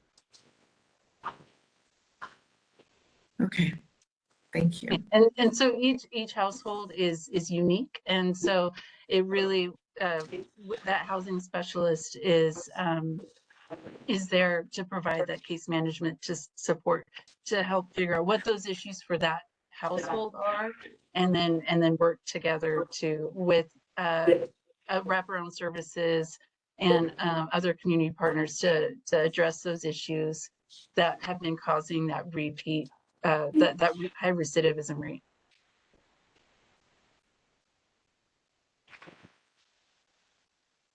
Yeah, I'm just thinking about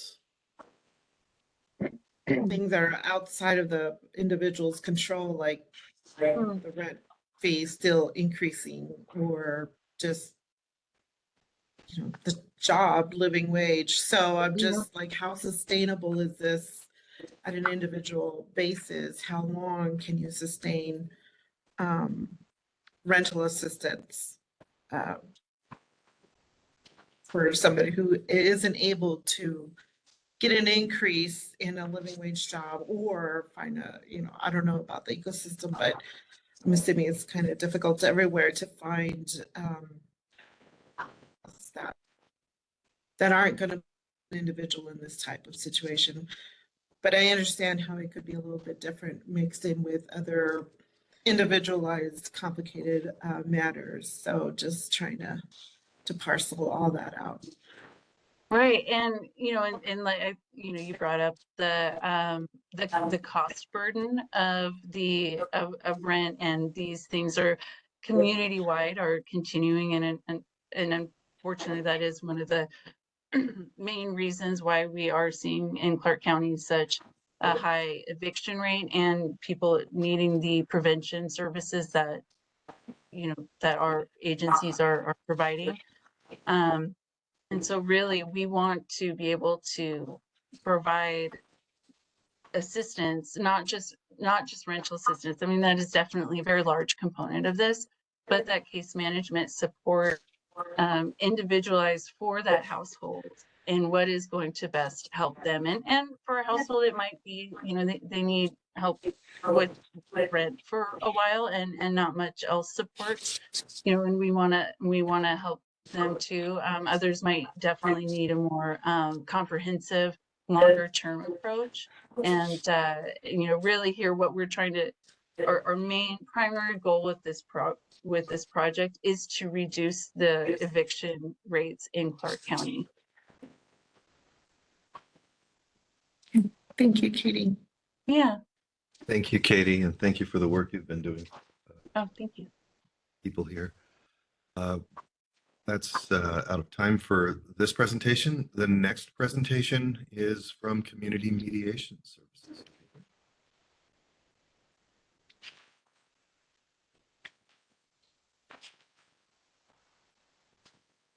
Sorry, I'm fumbling a little bit getting organized here. Here we go. All right. Yeah, we normally use Zoom, so the WebEx is always a fun excursion. Thank y'all very much. Yeah, if we could pop over to the next slide, please. This is kind of a quick picture of the current landscape. I think a lot of this has probably been covered multiple times, so I'm going to breeze over it. I'm sure everyone's aware of the eviction crisis that's happening in Clark County and where it stands with the evictions in the rest of the state. A couple things that I would want to kind of cover as far as eviction demographics. This is what we're seeing with our current ACES program, which is a collaboration with NCSE and the local court. 50%, 56% people facing eviction in Clark County identify as people of color. 70% of those identify as women, and 12% of those identify as members of the LGBTQIA community. Like mentioned earlier, 30% of those tenants state that they're unsure if they can pay rent moving forward, and that seems to be one of the largest factors bringing folks into the evictions arena. I would also like to mention that what the data that we've collected here with our specific ACES program is aligned with NCSC's national data on evictions as well. Next slide, please. So CMS is really wanting to focus on pre-filing interventions. Like I said, we have the ACES program currently, which focuses when folks get into the eviction system. We're seeing a huge need from ultimately catching folks before they enter into that. And we've seen that's a huge area for opportunity to kind of turn the tide. So if we can engage with folks before crisis, help them with these communication tools, and get them to a place where they can find a way out of that crisis or before that crisis wave crests, before heading into eviction court. So a lot of the proposed activities we're talking about here, of course, is providing conflict coaching sessions, landlord-tenant mediations. On top of that, roommate-housemate mediations. Also, of course, providing referrals, and then providing specialized trainings for property managers and landlords. Once again, we're really trying to focus on pre-filing interventions. Catch folks before they get caught up in the system. Next slide, please.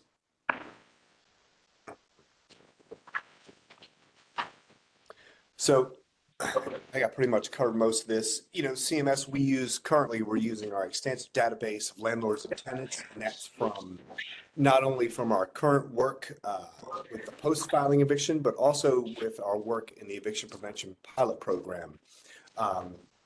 We also, we work with community partners, and we have several reciprocal referral agreements.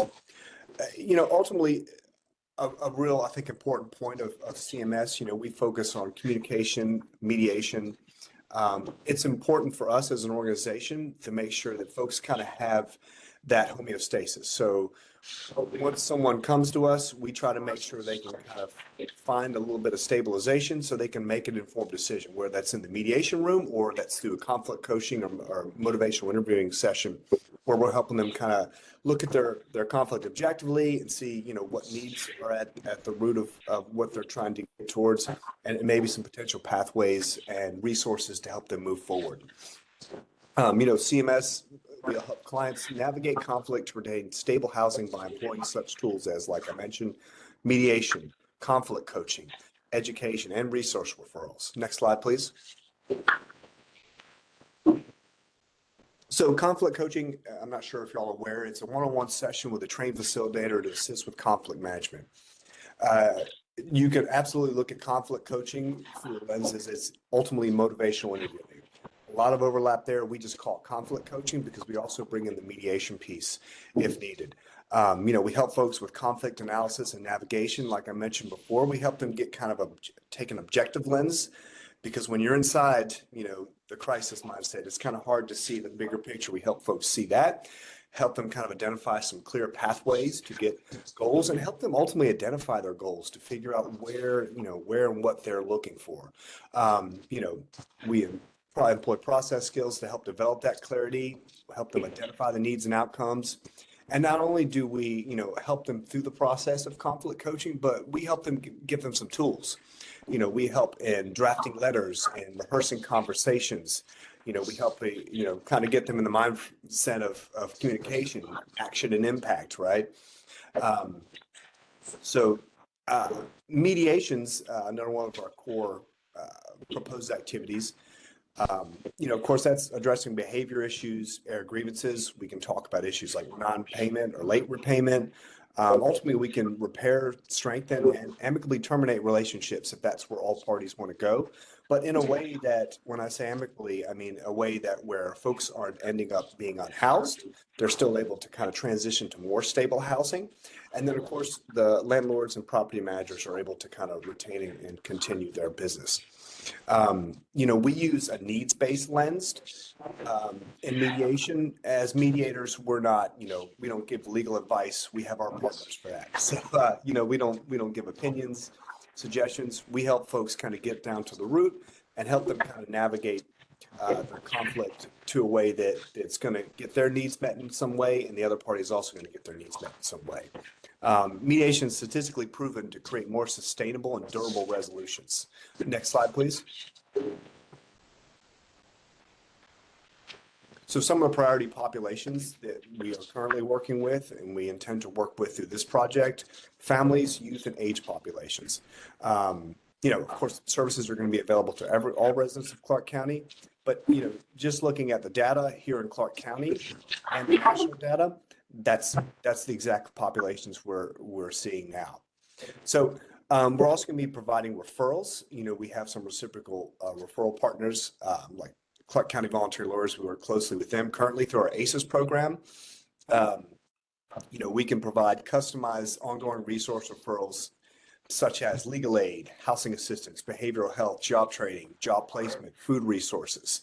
And we provide ongoing case management with clients with comprehensive needs and reoccurring conflicts. If we engage in mediation, for instance, we offer our services as kind of a continued basis for the tenant or the landlord tenant, because sometimes we get to a place and things are going really well. We find common ground, we find agreement, we find kind of a base homeostasis. And then, things happen, right? So then we also make ourselves available. We do follow-ups with folks just to check in to make sure things are still going well. And also we're looking at providing training. Trainings, they cover a myriad of skills, but they're not limited to active listening, nonviolent communication, de-escalation, NLP, which is neuro-linguistic programming, effective negotiation techniques. And the focus training we're talking about here is what we call our tenant crisis training, which is to be kind of engaging with especially property managers and landlords, but property managers more specifically, because we've definitely identified there's different high turnover rate in that area, and folks can find themselves in a position where they just don't have the skills to be able to deal with the tenant crisis. We help, in that specific training, we help landlords and property managers understand what it's like to be a tenant crisis, understand it's not personal, and then we start to get them these skills, a little bit of de-escalation, so they can, nonviolent communication, active listening, so they can have really good conversations and figure out with the other party, specifically with the tenants, what's the best way to move forward. Not only do we help teach them skills, but we kind of help them assess, and take an inventory of the tools they have available to them. So, and that can look like, hey, if a tenant says, I'm going to be short, a couple $100 this month on rent. Nate, if I may? Yeah, absolutely. We've only got about a couple of minutes left in the time slot for this. If you could leave us that time for questions. I don't know if this is your last slide, but I believe it is. Let's pop to the next one. Yeah. If not, I can make it my next slide. What do you know? Perfect time. Are there any questions for Nate?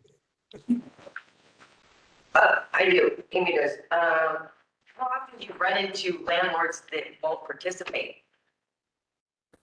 That's just to make sure I heard correctly. You asked how often do we run into landlords that do not want to participate? Yeah. Definitely, quite frequently. And some of that is financial. Some of it is that folks, are just at a place where they're wanting some sort of kind of agreement that has kind of court teeth behind it, right? So it does happen. We found that in most cases, especially with kind of behavioral issues or behavioral conflict, seems to be the most common where folks are really ready to engage. Sometimes the repayment since the post ERPP landscape, it's very much like, hey, can we find rental assistance? If we can't, we just want to go straight to court. Yeah, but we definitely do incur that quite a bit. And I guess from the context of your presentation, this is a $300,000 request for a new program. For funding so we've been doing the work. We're ultimately taking several of our programs and kind of lumping them together to make a really focused effort, right? So we have done, actually for CBDG before, we did the tenant crisis trainings. We still do those occasionally when we get requests for them, but we're currently doing landlord tenant. We're currently doing housemate roommate. We're always offering referrals to, we get referrals, we get folks, requests for mediations for parenting plans, court-based things, eviction, neighbor disputes. So absolutely, yeah. Okay. I have a question, Rob. That's okay. Yes. Hi, Nate. The eviction and work there with Clark County Volunteer Lawyers Program. Do you have a sense for how many referrals you get and what percentage of those referrals are successful? Yeah, I do have a good idea. We see, as far as referrals that we get or that we give out. I guess let me clarify. Well, that you come in to prevent eviction. Okay, so I guess let me give you a little bit. Or landlord tenant work mediation. Yeah, so folks just kind of call us out of the blue or refer to us. Generally, I'd say we get anywhere from 5 to 10 a month for specifically around eviction, right? That being said, our ACES program is a little bit different. We work directly with NCSC and with Clark County Court. So we are at the eviction dockets on every Thursday and every Friday, checking folks in, helping kind of triage, working in collaboration with NJP and CCVLP, making sure they're getting legal representation. And right there, when they come to the door, when we check them in, that's when we're also figuring out what other resources do we need here. And we see about, those dockets, I want to say we see well over around 200 on average a month, just from the ACES program. Okay, all right. I got one more quick Thank one. you. How many case managers do you have? Currently, we have in the eviction work, we have one dedicated case manager, plus we have our intake person. Now in our youth program, which we also do get referrals from we have a youth program at 8 schools. We also get referrals from those folks, and we have 4 dedicated case managers in that area. Thank you. You're welcome. Thank you for the presentation, Nate, and the work that you've been doing in the community. There are other questions. Send them to the email address on the screen. Oh, yes, please. Absolutely. Okay. Yeah. All Or right. if you have any conflict, need help navigating, please reach out to us. Thank you so much. Thank you. Okay. Y'all have a great day. You too. Our next presenter is the Family Promise of Clark County. Shane, are you here?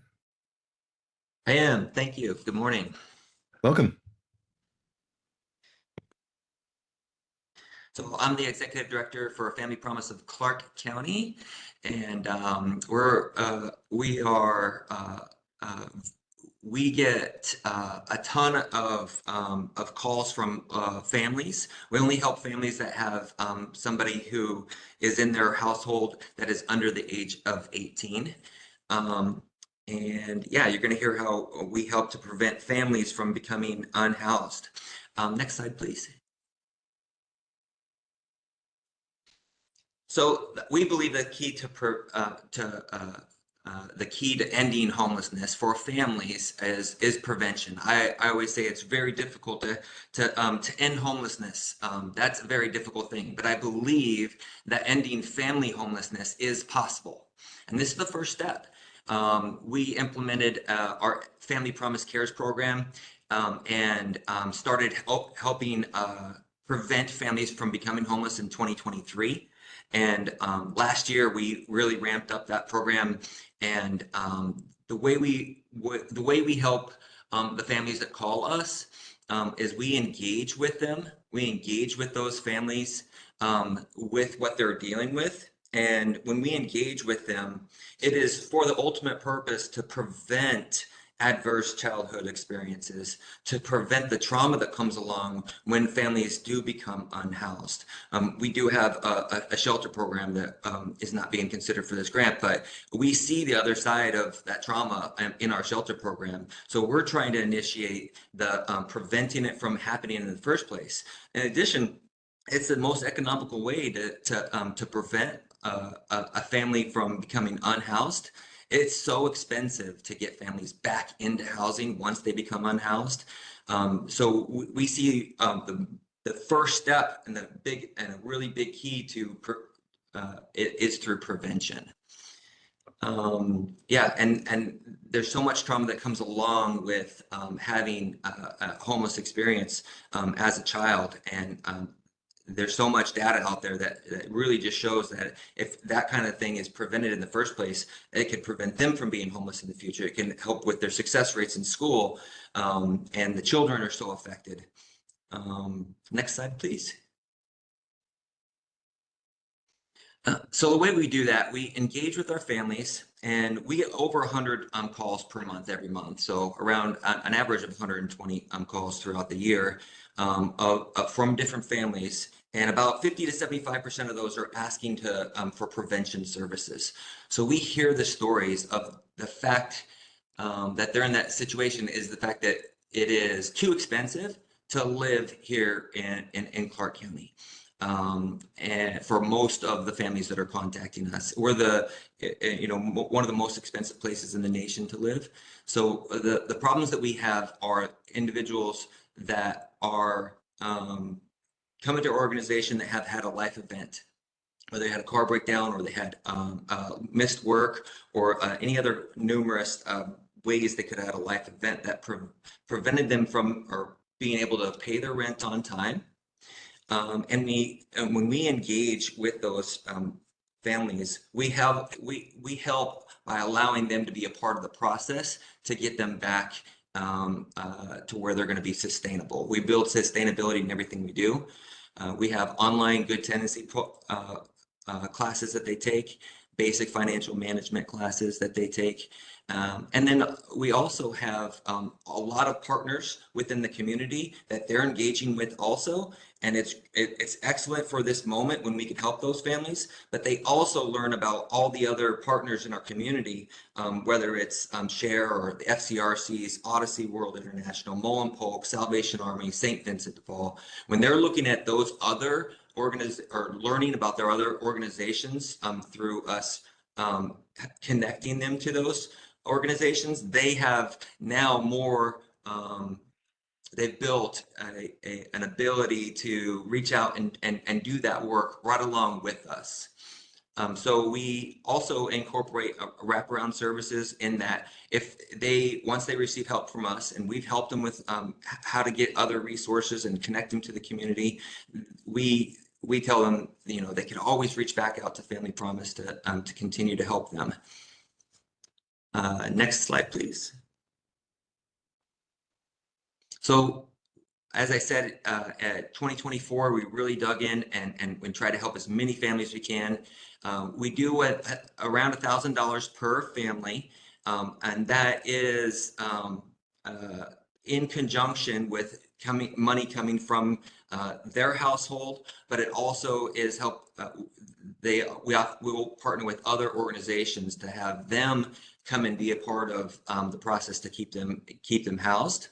And last year we prevented 126 individuals. That's 80 children. We believe that no child should be without a place to call home. That was 46 adults, 71 households total in 2024. And at the end of the year last year, we called every person in our prevention or any of our programs, and we called to make sure to see if they were still housed, and 100% of all of the individuals that we called out last year were still housed. And I really do believe it's a part of that awareness now that our families have, and the resources that we help them connect to, and the initial crisis of the moment being averted.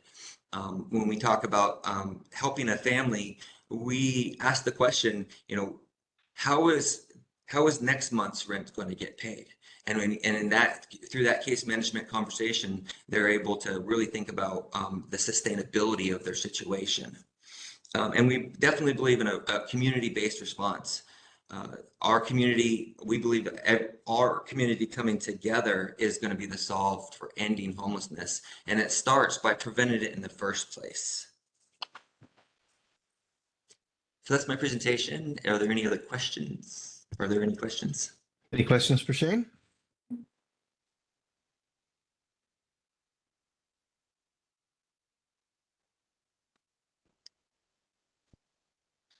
Hi, this is Diana again. Sorry.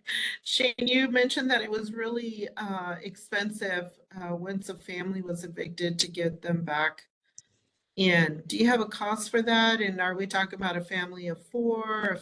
You know, define family for me.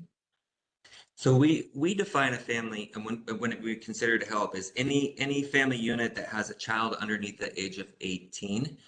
We have that as a prerequisite for helping.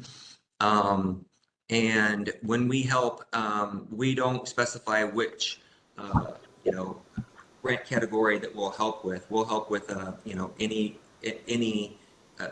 family composition. But on average, we're only spending $1,000 per family, depending on their situation. Unfortunately, even though we helped 71 households, that was only like probably 8% for the year. Our goal for 2025 is 100 families, not 71, so 100, you know, around a 150% increase overall, and then in 2026 repeat it. So our goal total for our strategic plan is to help 100 families in 2020, 100 families total, or excuse me, 150 families total, and that's with our diversion plan and our shelter program, but 100 of those in prevention. And then the following year, in 2026, to help 200 families, and about 2/3 of those families in the area of prevention. Okay, thank you. Hi, Shane, do you have a question? I do.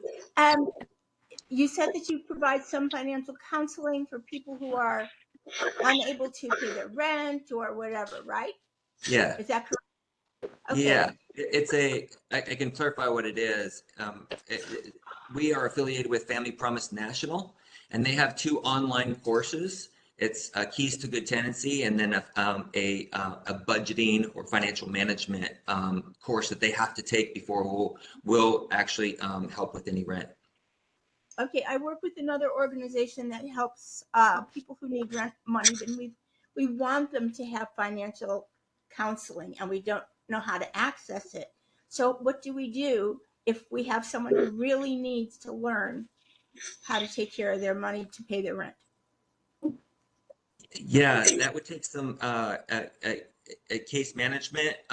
Unfortunately, we don't have it as detailed for prevention.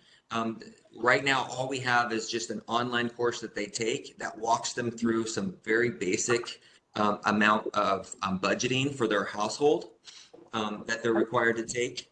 I would love to expand that more to where if that wasn't sufficient for them, they would need to, you know, either have a couple more case management planned meetings with our case manager, or refer them to another resource that would be able to be more involved on a month-by-month basis. But if a family does ask for more intense case management, we'll offer it to them and meet with them, absolutely. Who do I get in touch with to get more information and to get somebody set up? We just gave somebody $5,000. That's how far they were in arrears. Oh, wow. And yeah. in the fall, we gave somebody $13,000 against my advice, because I've been a property manager, and you know, if you could, over 6 months, you could find 1 month to pay your rent. And we need to be able to give these people a way to learn how to do that, because some people just don't know. Right. If there's a contact email or phone number Yeah. that you could provide to us, get those questions Yeah. answered. I'm so sorry, Faye, but we Yeah. can Oh, get no, to the next go ahead. presentation. The contact, I need contact information. Yeah. Can I throw it in the chat? If you could tell me contact. Well, if you could get the Just information to Abby to forward to us, that would be the best way. Okay. Awesome. Thank you for your presentation and the work that you've been doing. Thank you. Next, we're hearing from Impact Northwest. Are they here?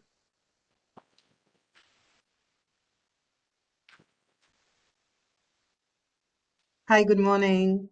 Good morning. Can you hear me? Yes. Okay, Yes. perfect. Hi, my name is Yana Haak, and I'm the Interim Programs Director at Impact Northwest. We are an anti-poverty nonprofit organization that has been serving our region since 1966. And over the decades of service, we've grown the portfolio of our services from simple neighbor-to-neighbor supports to a wide range of services, starting at early childhood, going through youth and family, to seniors programs, as well as to housing and resource navigation services. Annually, we stabilize and strengthen about 11,000 households in our region. Last year, I followed up on the presentation we had a month ago. We served 267 households in Clark County only through all the programs that we provide in Clark. Today, I'm here with my colleague Al Holzbach to introduce our EPREP eviction prevention program. Next slide, please. So all our eviction prevention programs operated in Clark, Clackamas, and Multnomah counties are rooted in the Housing First philosophy with a focus on barrier removal, which ensures stable housing is a foundation for all the households we work with. We use strength-based and person-centered case management combined with progressive engagement and trauma-informed care to meet our clients where they need us. Our housing specialists implement key strategies like harm reduction, client-centered action planning, and landlord advocacy and mediation. Our interventions are flexible. We provide mobile outreach, safety planning, and creative partnerships to provide wraparound supports. We prioritize retention and aftercare follow-ups, continuous landlord engagement, and emergency resources to address any immediate crisis. This overall holistic approach stabilizes the households we work with, it strengthens their tenancy skills, and also enhances landlord relationships, which leads to overall effective prevention programs. Next slide, please. We have been providing EPREP services since 2024, but we've been building on years of experience in eviction prevention. That also includes our work in the consortium with Council for the Homeless and SHARE in the city of Vancouver, where we're using the affordable housing funds. We've been doing that since 2011, but we've also have over 20 years of eviction prevention services in Multnomah County. Our programs prioritize households facing significant barriers, like those who have previous experience with chronic homelessness, those exiting incarceration or hospitalization, those that are staying with friends or family, or those with history of eviction. In 2024, we served 10 households, totaling 24 individuals, and in 2025, that grew to 22 households, serving total of 67 individuals. Next slide, please.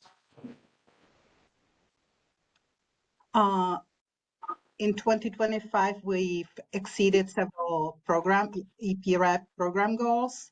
While our current contract anticipated serving 50 individuals annually, we served 67. Additionally, 60 individuals, those were referred to mainstream resources or services that surpassed the goal of the contract of 50. The program also exceeded the income-related goal, with 63 individuals maintaining or increasing their income compared to the anticipated 25. Among those served, 18% came from institutional settings or were temporarily staying with family or friends, and 40% had experienced past homelessness. While data on housing retention 12 months post-exit is not yet available, we believe that we have demonstrated that we can meet and exceed key outputs and outcomes, particularly those in service delivery, resource referrals, and income stability. Next slide, please. We are very proud of the successes that this program is showing, but we also want to acknowledge the challenges that we've had getting where we are. We still feel that there are bigger systemic issues that we need to take a look at, such as that many of the clients we're seeing in eviction prevention program require much more time with case managers than the program can currently provide. Additionally, the lack of mental and behavioral health services in the region and the rising cost of housing make it increasingly difficult for households on fixed or low incomes to secure and sustain housing. Next slide, please.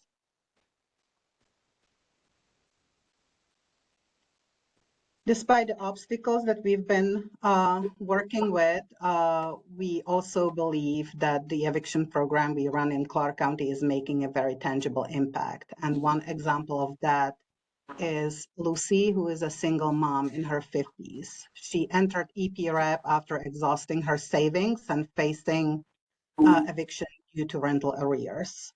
Her Impact Northwest housing specialist played a key role in navigating resources for her, particularly when they referred her to WorkSource, where she was able to revise her resume, improve her computer skills through classes, and also address her anxiety about job interviews. With all the support that was provided to Lucy, she was able to find a job. And now she works as an in-home care provider for adults with developmental disabilities. It is thanks to her progress in employment and budgeting that Lucy is now on track to graduate from the program soon. Next slide, please. So by combining evidence-based practices, decades of experience, and a client-centered approach, we have been helping individuals like Lucy achieve housing stability and long-term self-sufficiency. We're confident in our service delivery and ability to build restorative relationships with our clients, but we also recognize that we could not do this alone. We're very grateful for the support we've been receiving from all the community partners we've had, some of which are listed on this slide. Through these partnerships, we're confident we will continue creating meaningful impact and change for Clark County and its residents in the future. Thank you so much for your attention. Any questions? Any questions for Jana?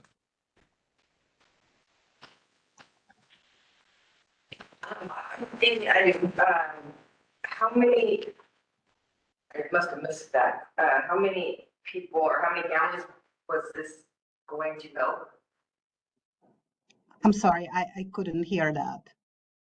I believe the question was, how many families is this going to help? So our current contract asks that we serve 50 individuals. We would like to propose that in the future we serve up to 35 families. Thank you.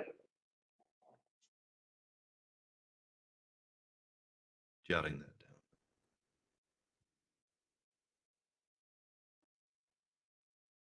down. Okay, any other questions? Hearing none, thank you for coming to present to us. Thank you for the work that you've done are doing in the community.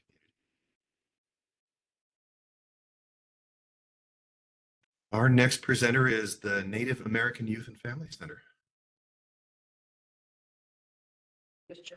Yeah, looks like Janice Youth is next. Oh, I'm sorry. I apologize. The next one is Janice Youth. Threw me for a curveball there, Rob. Appreciate I'm it. sorry. Hello, everyone. Scott, go ahead. Thanks. I'm Scott Conger. I'm the program director for Janice Youth. Thanks for having us today. I'm joined here with Kiva Diestra. She's a program supervisor, and maybe Dennis Morrow, the executive director. Can I get the next slide, please? So we're serving youth in eviction prevention, youth ages 18 to 25 who are at risk or couch surfing. And I mentioned the couch surfing because youth ages 18 to 24, that is a large homeless contingent of individuals who have become homeless but may live with a friend's mom or friend's parents. So couch surfing is a big component when it comes to homeless youth. So we're not able to serve those youth with rapid rehousing funds. So that's what's so important, these prevention funds for youth, to have youth specific so that we can help with those couch surfing individuals too. 56% of the youth we've served in the last year are part of the BIPOC community and often families with children. I would say probably over 50% of them have family with children. Next slide, please. So for case management in this program, we kind of modeled it a little different than some of our other programs. We wanted to expedite the services with this. We were hoping to really try to serve as many people as possible with these funds, because the need in the community is obviously so large. So when people enter the program, we obviously first get them stabilized, whether that be paying past due rent or finding them housing if they're couch surfing. But then the intensive case management portion of this is really, we try to get people into in and out of the program in 3 to 6 months time, where other programs are usually 6 months to a year. And it's proven to be very effective. We've helped a lot of people move off the program much more rapidly than in other programs. And the way we do that is creating wraparound services in the intense case management, helping youth develop the skills that they need, and then referrals to outside agencies to build that support after they leave the program. Next slide, please. So the best practices, I won't go through all these. One that I really want to highlight, though, is positive youth development. I think that's the reason that this program is so successful. We use positive youth development, and what that is letting the youth guide their choices. A lot of the youth that we serve obviously are 18 to 24, and in that stage of development in life, we're all trying to figure ourselves out and what we want to do with our lives. And many of these youth don't have a role model or an adult to help navigate. And really, that's what our job is, to help them decide what they want to do with their life long term, and then plan backwards from where they are now, how to get there. And then we use a self-governing model, so they take the reins and they're in charge of their success and their failures. And really, that I believe is why one of the reasons this program is so successful. Can I get the next slide, please?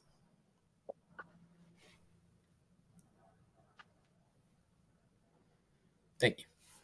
So speaking of success, so for this program, we define success as youth being self-sufficient and maintaining their housing.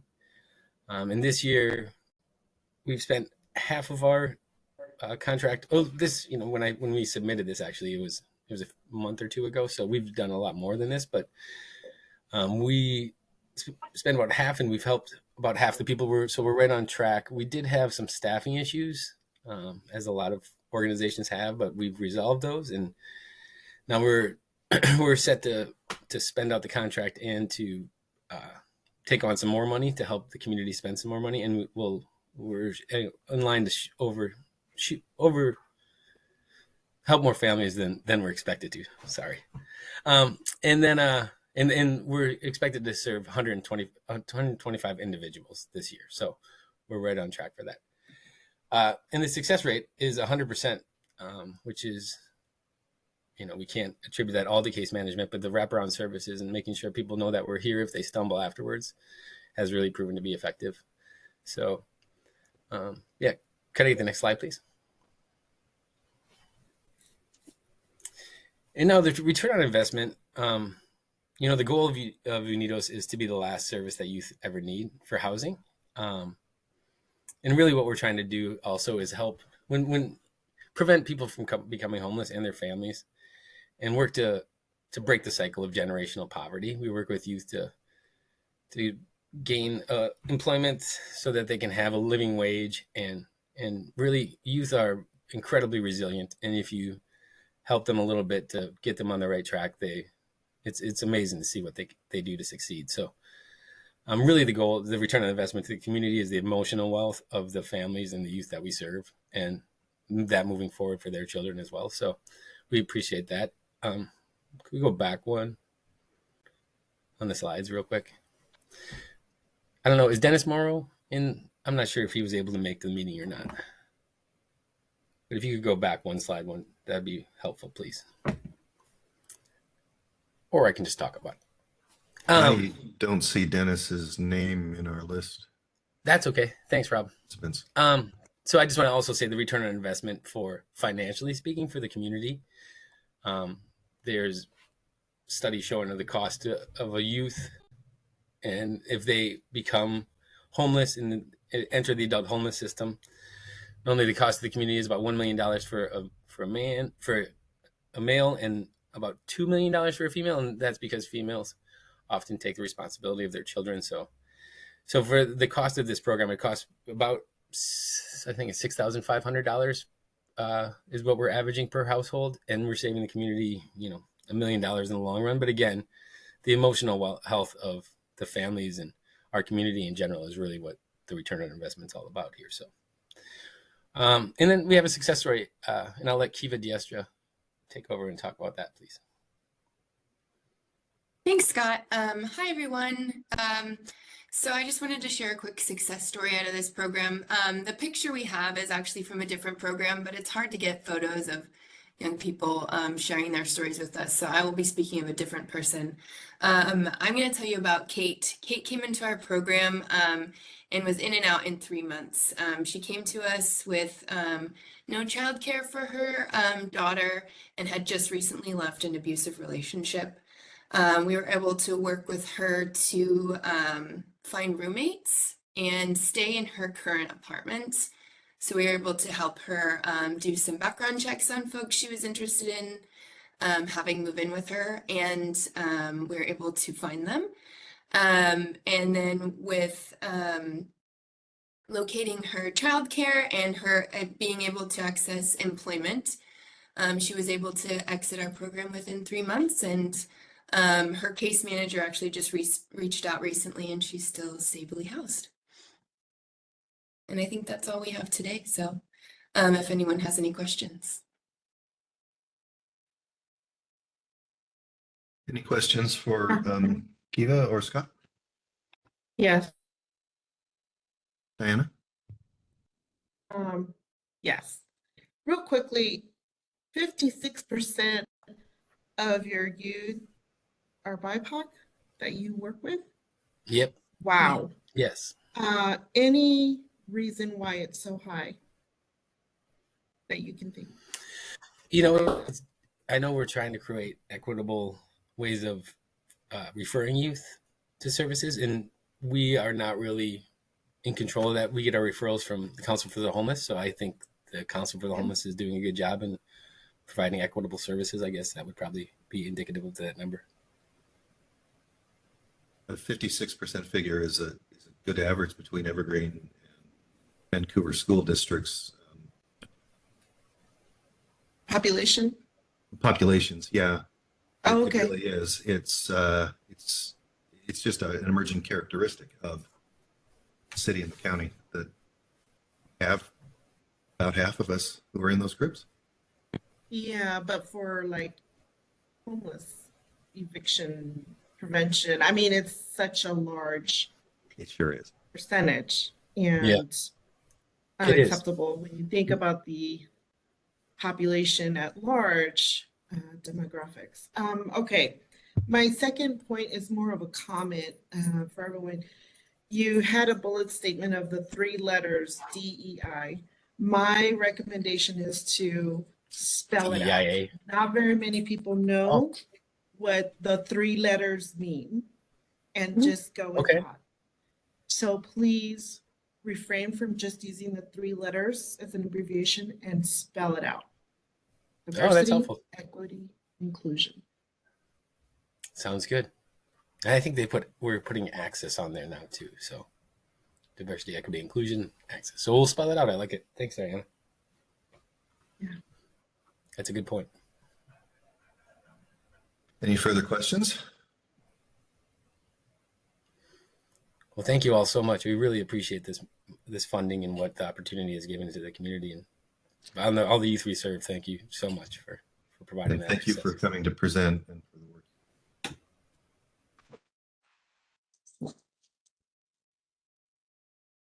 Okay, our next presenter is the Native American Youth and Family Center. We're 15 minutes ahead of time on their time slots. Are they here to present or to?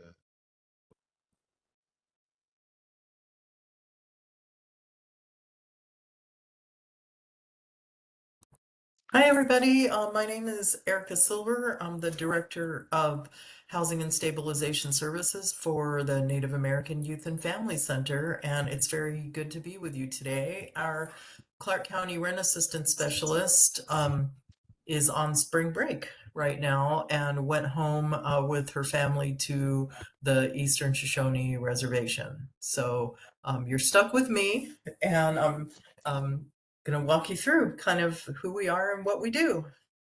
Can everybody hear me okay? Yes, you're coming in clearly. Okay, great. So NAA actually started more than 50 years ago here in Portland. And we actually started as like a youth sports program to help Native kids because the outcomes that people were getting in schools were so bad back then in the 70s. And this was as a way to kind of keep families and keep kids engaged. And NAA has always grown and evolved to meet the needs of the Indigenous community. And obviously, housing is a really big need. And so we've been providing housing services for about the last 25 years.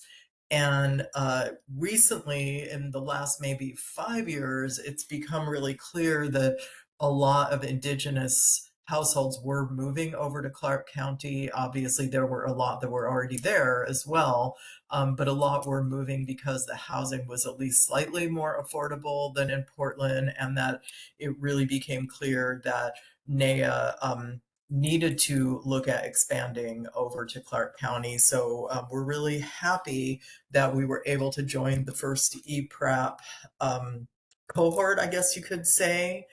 And through today, I just ran the numbers. We've served 158 people in 44 households. The highest number that we've served is single parent female households. And then the second highest is multi-generational. And I didn't get a chance to rerun this report yet, but as of our last quarterly report, it was 96.4% of the people that we're serving identify as primarily Native or Pacific Islander, and 3.6% identify as white. So next slide, please.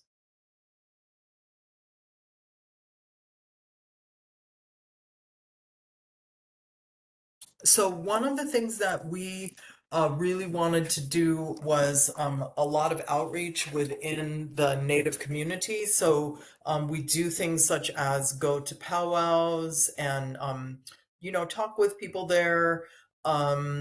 We partner pretty closely with the Cowlitz tribe.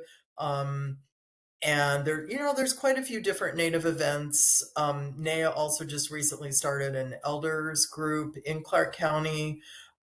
We definitely take referrals from the Housing Solutions Center. We have an accessible office close in Vancouver. It's actually at the Fourth Plain Commons. And we're happy to meet people there to complete the paperwork or to kind of certify when they get to their 3 months. But we also do remote appointments. using NAYA's DocuSign, which works really well, especially if we have like anybody that's homebound or just is having health issues or anything of that sort. So we don't really prescribe where to meet with them. We're very flexible. We can also go meet them somewhere in the community. Yeah, and the numbers today are a little bit higher than what is on this slide. So next slide, please.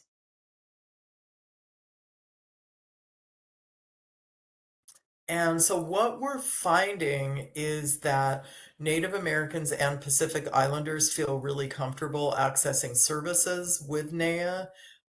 They feel really comfortable engaging, and definitely what a lot of my colleagues have been mentioning is that the large rent increases and then the low wages are having a pretty disparate impact on the NAYA community. On the positive, area landlords are definitely getting to know NAYA and they're generally willing to work with us. So that's been really great. Next slide, please.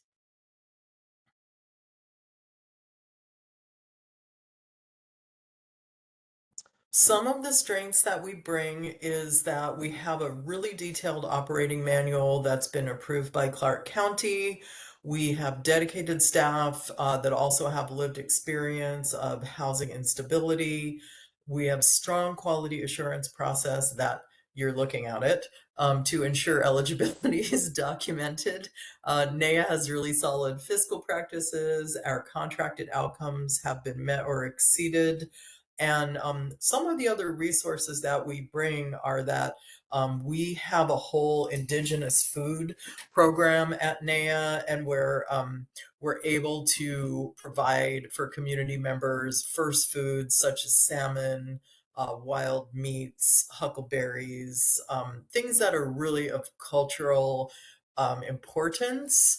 And then we do, of course, also just get regular food, like from food banks or from retailers. But we're able to provide those food boxes, which really does help the households that we're working with to stretch their budgets at a very hard time in their life. We also have a pretty much ongoing grant through the National Urban Indian Family Coalition that allows us to help pay for people's internet, which again, that's a really big help to people, especially if they're experiencing temporary joblessness and they really need to stay connected so that they can try to find that next right job. And then we also just recently started a financial wellness program, which is co-located with our rent assistance. And so there's a lot of cross referrals that are starting to happen there. As I mentioned earlier, we also recently started an elders program within Clark County that is also located at the Fourth Plain Commons. Next slide, please. And since we've been in Clark County, we have developed some strong partnerships, obviously with the Housing Solutions Center, but also with the Behavioral Health Services through the Cowlitz Tribe, as well as NARA, Native American Rehabilitation Association. We've developed a really strong relationship with the Sakura 39ers, and that is helping us a lot connecting with the Chukis community, which I'm sure all of you know is a pretty large indigenous community within Clark County. And then we also work really closely with the Clark County Volunteer Lawyers Program. We do a lot of referrals back and forth, and they've just been a huge help and a really great partner. Next slide, please. Okay, so like everybody, I do have a story for you.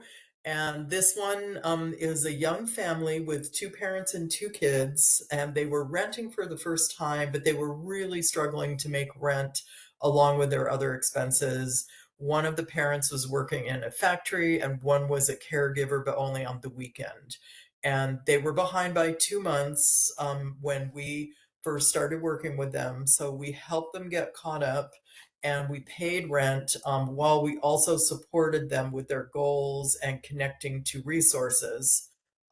Sometimes when people are so scared of becoming homeless, they get into that freeze part of the fight, flight, or freeze, because they're so scared.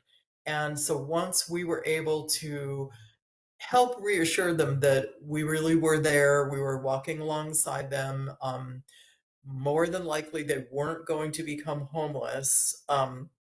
So then one parent worked to become certified as a fleet driver, which paid a lot more than the factory job. And then the other parent was also able to obtain full-time work through the school district. We connected with Workforce Services to help pay for the required work clothes, and I believe those were actually for both parents. And after 9 months, that family was exited because they are able to pay rent on their own. So next slide, please. And I think that's our last one. Yeah. So happy to answer any questions. Again, we're just really grateful to be part of this network. And we definitely look forward to continuing to provide these services to vulnerable Clark County residents. Thank you for your presentation. Are there any questions for Erica? Hi, Erica, this is Diana Perez. Nice to meet you, and thank you Nice to meet for you. bringing your NIA presence here to Southwest Washington and Vancouver. My question has to do around culture and how that plays into the programs in preventing homelessness. How do you address this tension with culture that is indigenous versus, the typical American landlord tenant culture? Yeah, I mean, that's a really great question. One of the things that I always like to remind people of is that really two things. Native culture, a lot of times, is a much more verbal style of communication, and it's also a much less linear way of communication. And so sometimes Native people, when they go to mainstream providers, they tend to get a little bit lost if somebody just like the first meeting tries to pin them down to like, let me get your goals, 1, 2, 3, ABC, because that's just not how Native people tend to feel comfortable communicating. It's a much more relational way, and people have to build up a little bit of trust first. And so NAIA does have this model called the relational worldview model that is based on a way of trying to really describe it in just a few words. It was co-developed by the National Indian Child Welfare Association and NAIA. And it really is like a lot of based on that medicine wheel of balance between mind, body, spirit, and context. And when any one of those is out of balance, those are kind of like fair game for us to help people work on. And it's just a really different way of approaching things than like a mainstream provider. And not that mainstream providers are bad. I don't mean to imply that at all. And I know that a lot of the mainstream providers work really hard to provide good services to everybody. But for Native people specifically, it really just it's just more effective to serve people in a way that is grounded within indigenous culture. And again, like that linear way kind of doesn't work. And like, and a lot of things being written down, like you can get there, but it doesn't work to do that on day one. So I hope that answers your question. Yeah, so do you come in and help with that cultural translation piece? Oh, absolutely. Yeah. I mean, that's a lot what our team, that's a lot what our staff member does with people, but it's very relational. And again, Anything within that that medicine wheel, like the four circle with the 4 quadrants, that's also part of NAIA's logo, really is fair game to help people with. It's a different approach than like, how can we raise your income and stabilize your housing? And let's start talking about that from today. Because that's just a really Western way of looking at things. Thank you. Thank you for mentioning your relational worldview model. That's, I guess, my next item of learning. Appreciate. Yeah, absolutely. If you look on our NAIA website, it does have some links to some pretty good documents about that. Yeah, Any I other actually questions? pulled one up now. Oh, great. Yeah, Great. I appreciate that. Are there any other questions for Erica?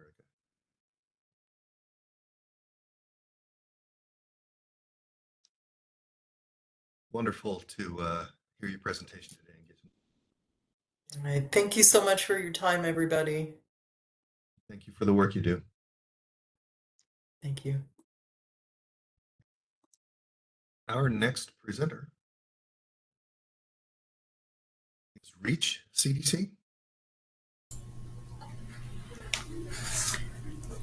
Like, hello there. Did that work? Can you hear me? Yes, loud and clear. Great. I feel like my camera and microphone weren't working for a minute. So hi, everyone. I'm Megan O'Keefe. I'm the Director of Resident Services at Reach Community Development, and so happy to be here. Thank you for the opportunity to share more about Reach Up, the Reach Up initiative. That's what we're calling our program as part of Reach. And why funding is so crucial to sustaining our impact in Clark County. Can we go to the next slide, please? So Reach has been providing affordable housing opportunities for over 40 years, and we've been in Clark County since 2013. So what that means is in Clark County, we have, well, what Reach owns and operates is 6 housing communities, which is 262 households. But that actually equates to 520 individual tenants. We have a lot of, we have ranges from studios to 3-bedroom, actually 4-bedroom apartments across the Clark County area. And our residents face unique challenges, including disabilities, systemic inequities, and financial hardships. And the average household income for our portfolio in Clark County is $29,000. With 58% of our households considered extremely low income. We do have, as you can see from the slide, we currently have at all of our properties some sort of on-site resident services, which we work to address the social determinants of health. And our goals for this year have been to promote financial and economic stability. And especially since COVID, a huge goal of ours is food security. So we have 2 on-site food pantries. And one property does not have an on-site food pantry, but they have access to the other food pantries that one is pretty close by, another one is not quite as close by, but we try to make sure that they have access to, obviously, the community food pantries, but ours as well. And our Isabella Court 2 property, that has a unique relationship with the Vancouver Housing Authority. It is a 49-unit property, but 30 of those units are direct referrals from the Vancouver Housing Authority. And each household has had to have some experience with houselessness throughout, and that is one of the qualifiers for them to be eligible. And at that property, we do have 2-bedroom apartment. We have studio 1 and 2-bedroom apartments, so we have a huge amount of families at that property. And it's also what I love about Isabella Court is Isabella 1 and Isabella 2 we call it a campus.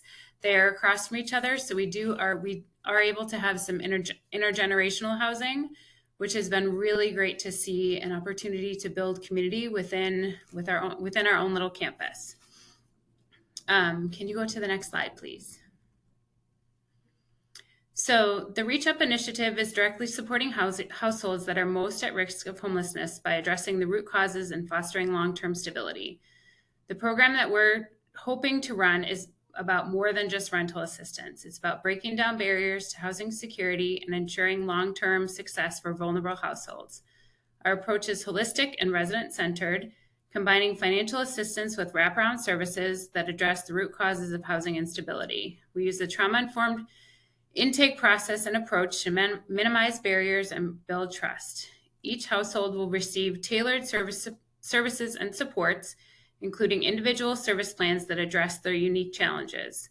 And we plan to stay committed with a household as long as it takes for them to achieve stability.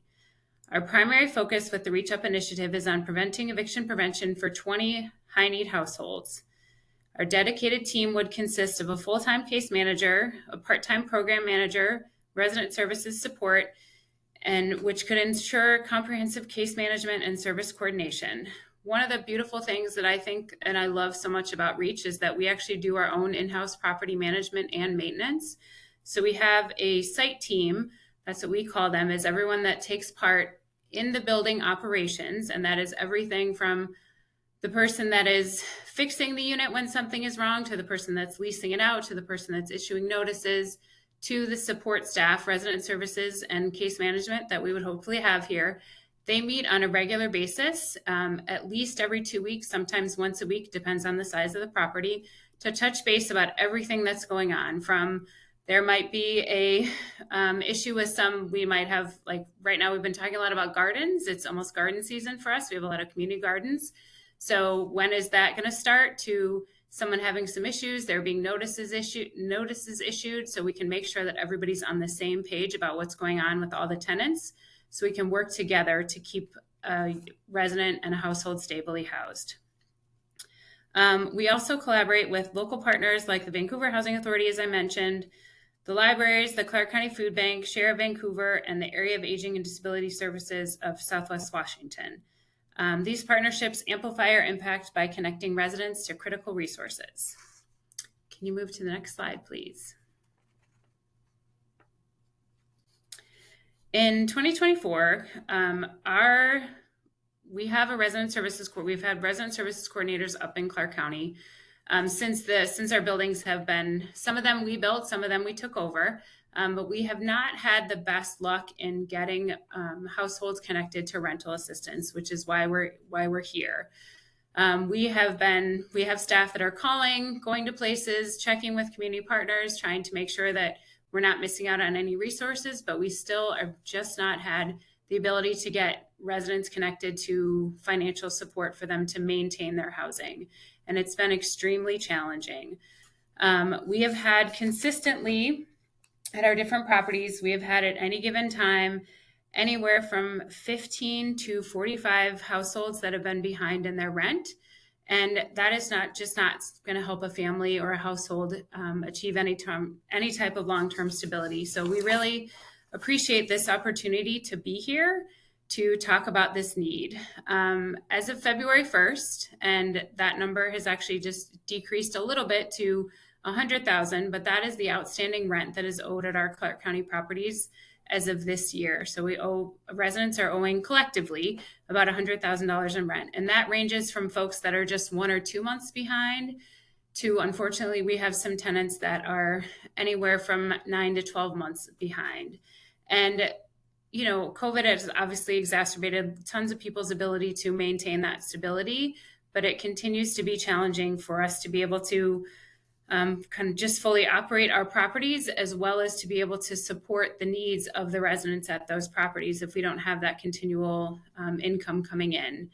And that's why we're here, again, as I said, to try to see what we're able to do, what other opportunities we can present to our tenants. And we do have, like I said, resident services. However, that resident services, they're covering every household is eligible for that.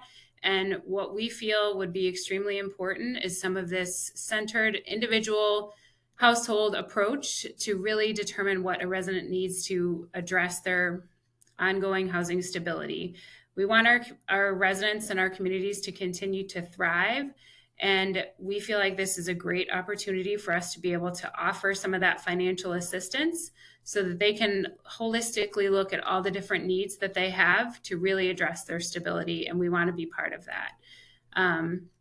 We would be, like I said, doing individual service plans with folks to determine what their needs are. We do have an employment specialist that works with currently both Multnomah and Clark County, but we are continuing to expand our services as we operate up there and just really trying to hear what everybody's needs are to make sure that we're addressing, that we're not missing any connections.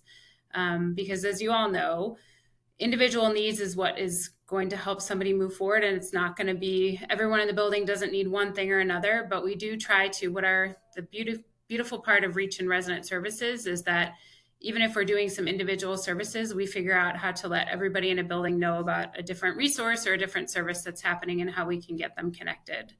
So we continue to just have challenges with people's ability to pay their rent. And again, without any sort of direct access to that, we do feel like this would be a really great opportunity for us to help stabilize folks in housing. So we believe our targeted holistic approach would ensure sustainable outcomes. And by investing in this initiative, you're not only providing immediate relief, but also helping to create lasting change for our most vulnerable residents. So we appreciate the opportunity to support, and we have our commitment to continuing to address homelessness in Clark County, and I'm happy to answer any questions that you might have.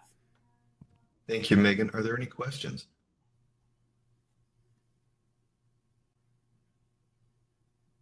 Hi, Megan. This is Diana.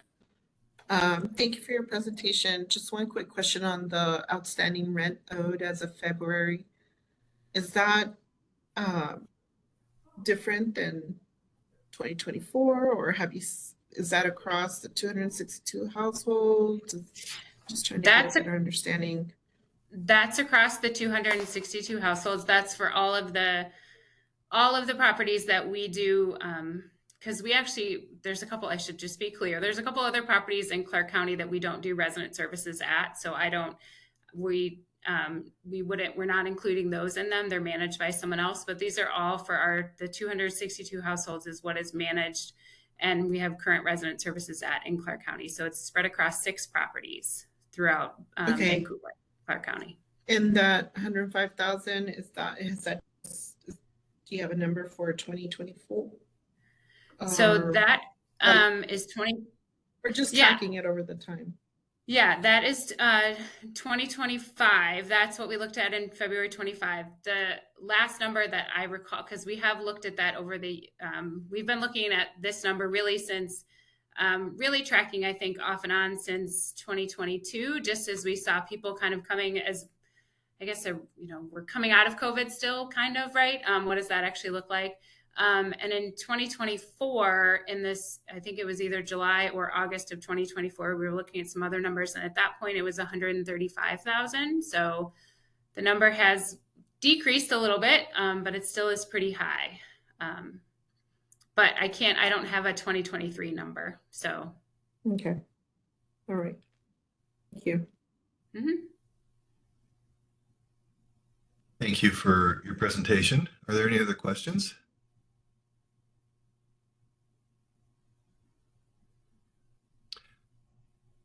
Thank you for the work that you do in Portland and Vancouver.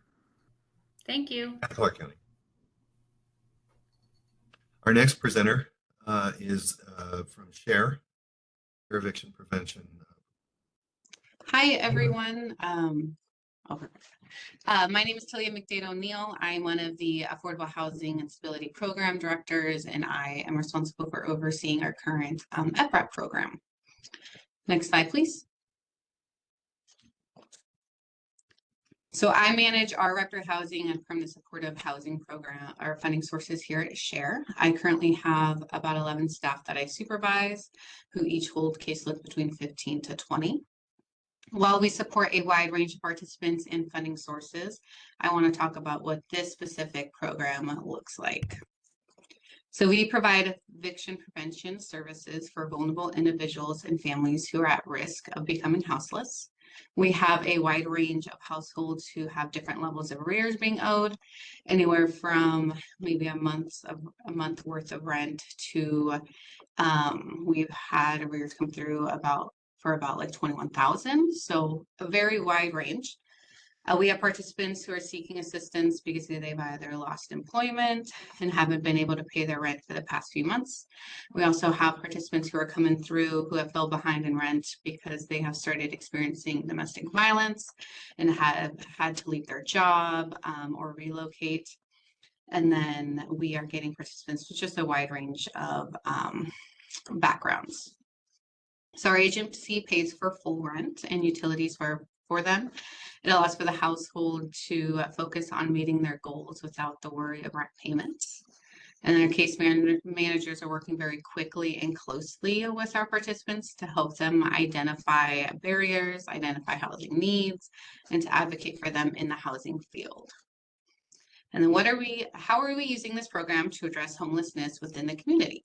This funding allows households to stay in their unit rather than falling into homelessness. We have a targeted prevention screening tool that the Housing Solution Center uses when referring households our way. And then this program also provides an abundance of resources and referrals to our households. This year in particular, this program and our agency as a whole are adding an employment focus. So we want to be able to get our participants connected with employment resources that meet their goals and wants. And we're working on strengthening our community partnerships and bridging that gap between the services. Next slide, please. So what does EPRAP and case management look like? I will go through the slide and talk about our case management services by using a household as an example. So we had a 2-adult household. They were newly housed in their unit when they came to us. One adult lost their employment within a month of being housed, and the other household member only worked part-time. So this household ended up receiving a total of 6 months worth of rental assistance before they are able to gain employment stability again and pay for rent on their own. Case management consisted of landlord negotiation and conflict resolution, working closely and quickly with the landlord to stop any upcoming eviction notices and to catch them up in rent. And then we used strength-based and client-centered approaches. So we focused on the skills, resources, and strengths that the household already obtained and how they can use them to work towards meeting their goals. For this household, they were very resourceful and motivated to increase their income. We also collect all the information and conversations that we have with our participants to help create a housing stability plan. So these plans consist of short and long-term goals that are identified by the participants. For this household in particular, it was more on employment services, budgeting, finances, savings, and then mental health services. With the emphasis on employment, many of our referrals and resources are to local employment agencies within our community. And then the outcome of this household is that they access 3 months of rental assistance, and then were able to access an additional 3 months once they were able to pay on their own. Next slide, please. So I have included our previous one-year outcomes for the most recent contract. I did realize that the start date was actually October 1st, so that is just a little typo on there. But those are our outcomes for the previous contract. And then I also wanted to just share some client satisfaction survey responses. So our agency provides our participants with client satisfaction surveys once a quarter, and it is completely anonymous. It's up to them if they want to do it. But we've had participants just state that it is a shine of hope, how helpful and knowledgeable staff was. Also, the speedy process, felt very comfortable. Staff made me feel very comfortable. Their energy was amazing and very reassuring. And the next slide, please. So we appreciate the opportunity to present today, and we are grateful for your time and consideration for these continued EPRAP funds to be able to support our households. Are there any questions? Any questions for Thalia?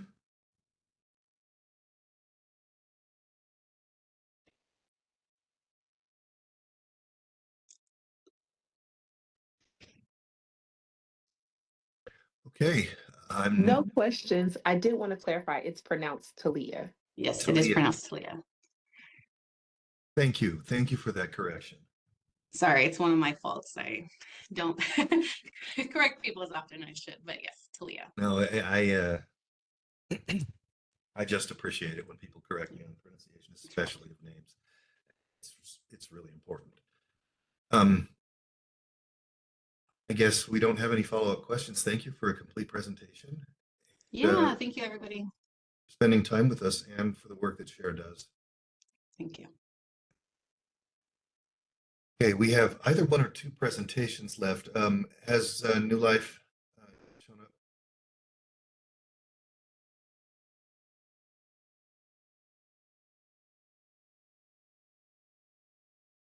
Is New Life not going to present?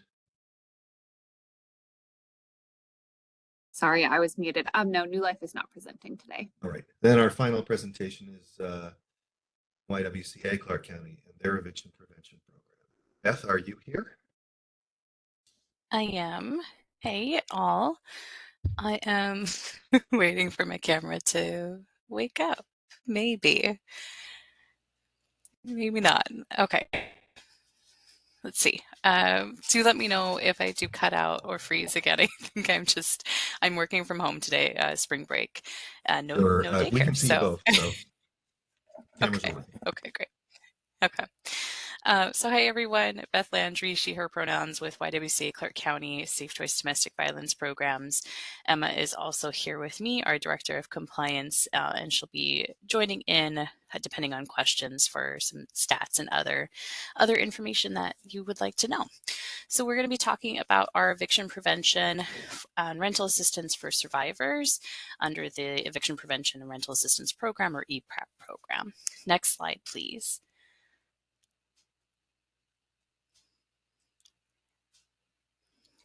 So this is our program overview. So we are currently funded by Clark County to provide eviction prevention and rental assistance services through the EPRAP model. Our program provides eviction prevention support to Clark County survivors at or below 60% area median income, or AMI. These folks are facing eviction and housing instability as a result of domestic violence, sexual assault, dating violence, or stalking. Supportive services from trained domestic violence advocates are offered to survivors through a DV, or domestic violence housing first model. Our program goal for length is 3 months, and households receive additional support as needed to achieve housing stability and overall goals. Staff assist survivors in recovering from harm and life-altering abuse, collaborating with prosecution, law enforcement, legal aid, children's mental health, and other partners as needed to support survivors' safety and housing plans. With our request, we would have dedicated DV case managers, 1.5 FTE or 1.5 full-time staff, providing services including rental assistance, housing stability, safety planning, and more.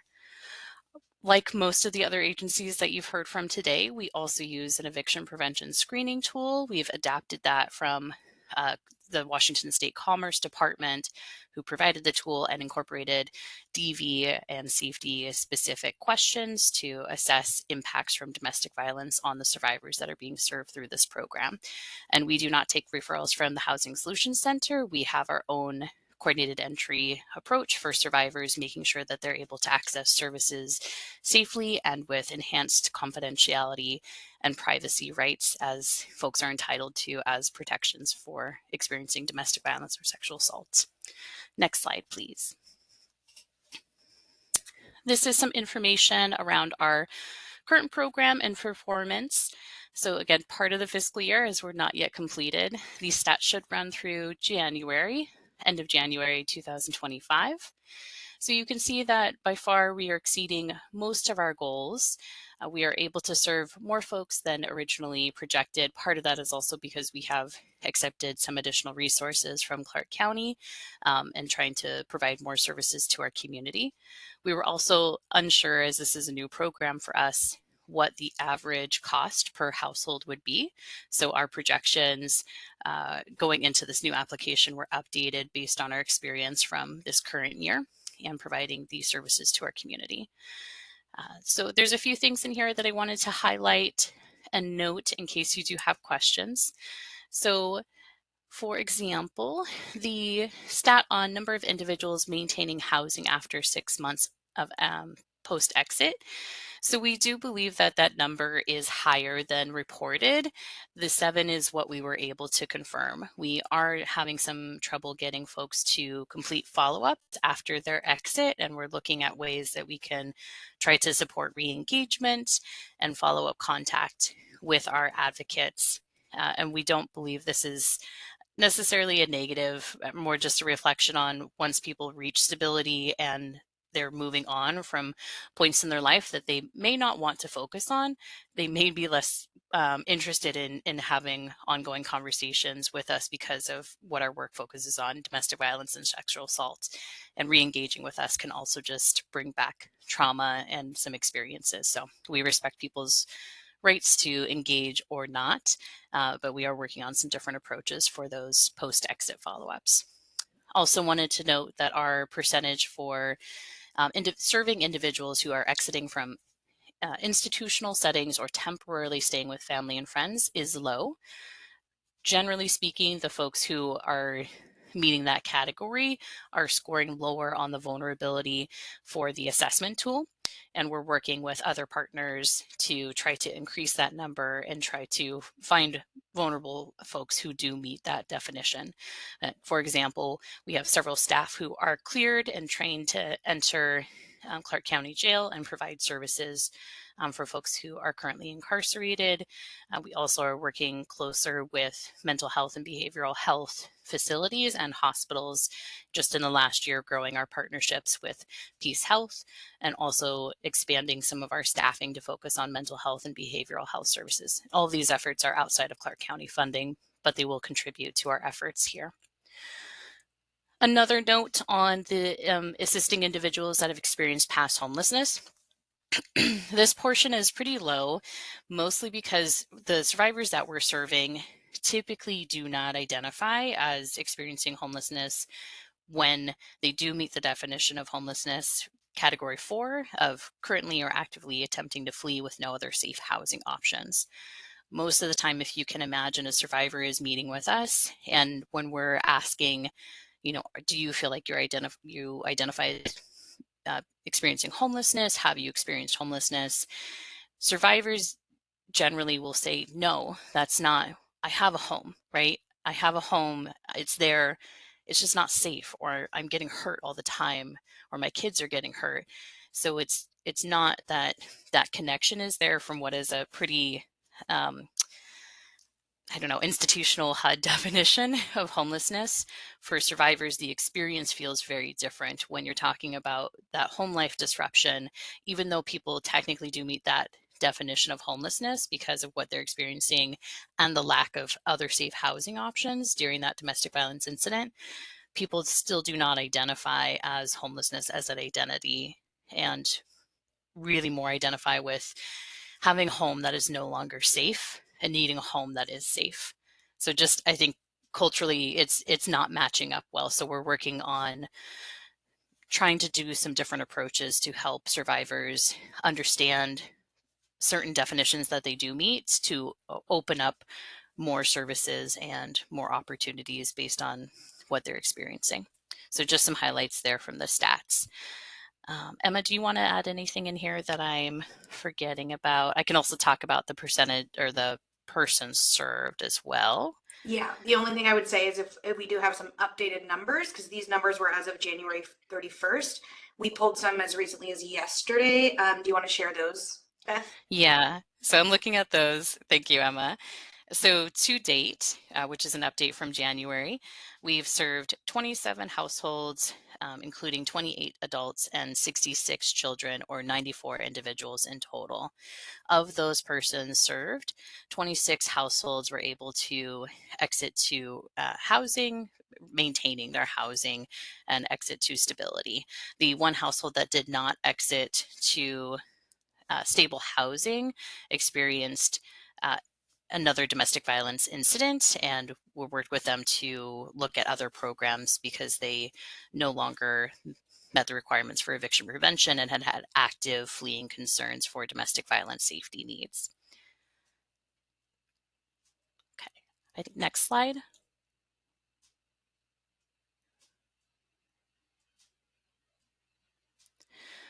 So our approach here, this is, again, going to look a lot like domestic violence housing first, which is a specific evidence-based practice approach for working with survivors.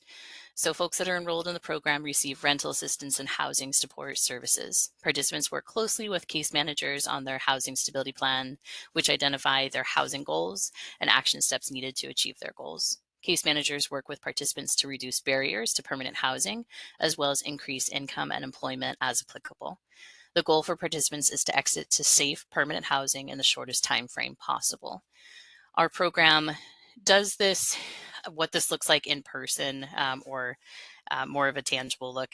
We are intentional with our caseload ratios to staff, so we have the capacity and make intentional efforts to be sure that we can meet people where they are, whether that's in their homes, in our office, at a place in the community, at a park where their kids can run around, whatever the person prefers, and as long as we can have those conversations safely. We also work with individuals and survivors to tailor their housing stability plans and their safety plans based on their actual needs. So for example, if someone is still going through the protection order process, has a lot of involvement with prosecution or law enforcement, and it may not be safe for them to work at that time because of the safety needs in their life, we will look at other needs that will promote overall stability while they work through recovery from domestic violence or sexual assault incidents. Next slide, please.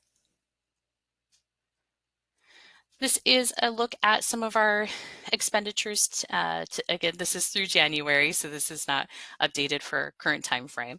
But this is where we've been spending. And again, the old stats, 76 individuals through January 31st and 94 to date. I do want to make a special note that this program is essential in helping survivors rebuild after experiences of domestic violence and financial abuse. Financial abuse occurs in 99% of domestic violence cases. It's likely that it occurs in 100% of cases, and it may not be recognized as financial abuse, but it is so prevalent, it is so damaging, and it is so hard for people to rebuild after the harm caused by another person who was meant to love them and meant to care for them, instead of destroy their finances, destroy their credit, rental history, on top of other things that the person may still be recovering from, such as physical injuries and mental health concerns due to the abuse. Okay, I think that is our last slide. Go ahead and go to the next slide. All right, we have hopefully some time for questions, but thank you for having us here. We have a couple of minutes that we can take questions for. Does anyone have questions?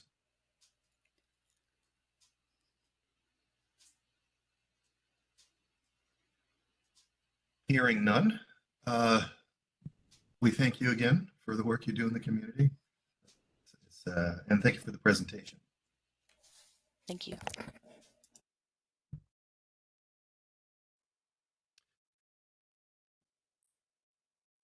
Abby, just confirm for me that this is this concludes all of the presentations that were agenda.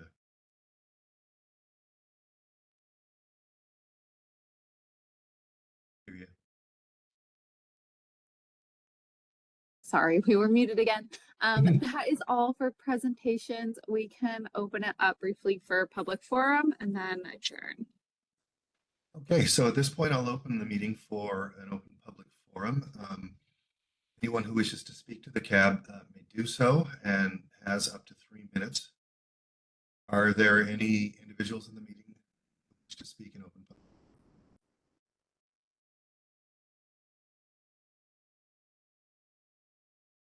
Does anyone wish to speak? Unmute and give your name or raise your hand in the meeting. Does anyone wish to speak?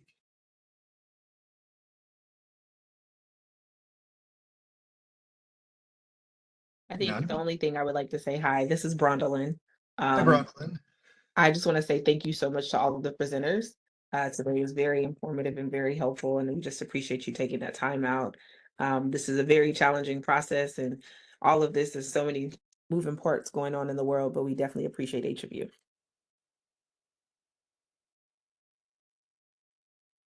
So we'll record that Brundle and Clark gave a public comment of appreciation, or record in the minutes that she's spoken of in public. And hearing no other wish to speak, close the open public forum section of this meeting. There are no further items on the agenda. Next meeting is scheduled for May 7th at 9 a.m. Hybrid format. And it'll be a regular meeting of the CAAB. Thank you all for coming. And the meeting is adjourned. Chair, oh, sorry, I didn't Go catch. ahead, Diana. Sorry, I just had one comment. I also wanted to thank all the presenters that came out today and took the time to prepare their PowerPoint and speak with us and share the information that we need so that we could properly review and score the application. So thank you. The information was very helpful. One comment for us, Abby, to take later, and for all of us, I just was wondering about any type of, if there was a system in place to, especially for the eviction prevention funds with so many organizations, if there's a system in place to track that process across the multiple organizations, in addition to a referral process to be able to help fill in some gaps. So don't need to answer that now, but that was a question that were coming to my mind, at least when I was hearing all the presentations today. Yeah, so Diana, are you asking about like a system where these organizations coordinate with each other, or where the county kind of looks across all of the agencies and compares outcomes and that kind of stuff? Well, we could talk offline just to clarify that, but not to get in the weeds, but just more bigger picture type of coordination.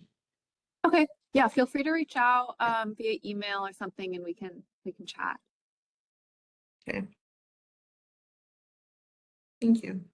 And just quick reminder to everyone that application scores are due April 25th. That's in about 3 weeks. I'll be sending a reminder email like every week from now until then. So if you haven't started your scores, please start reviewing applications, and feel free to reach out if you have any questions. Thank you, Abby. And with that, we'll declare the meeting adjourned.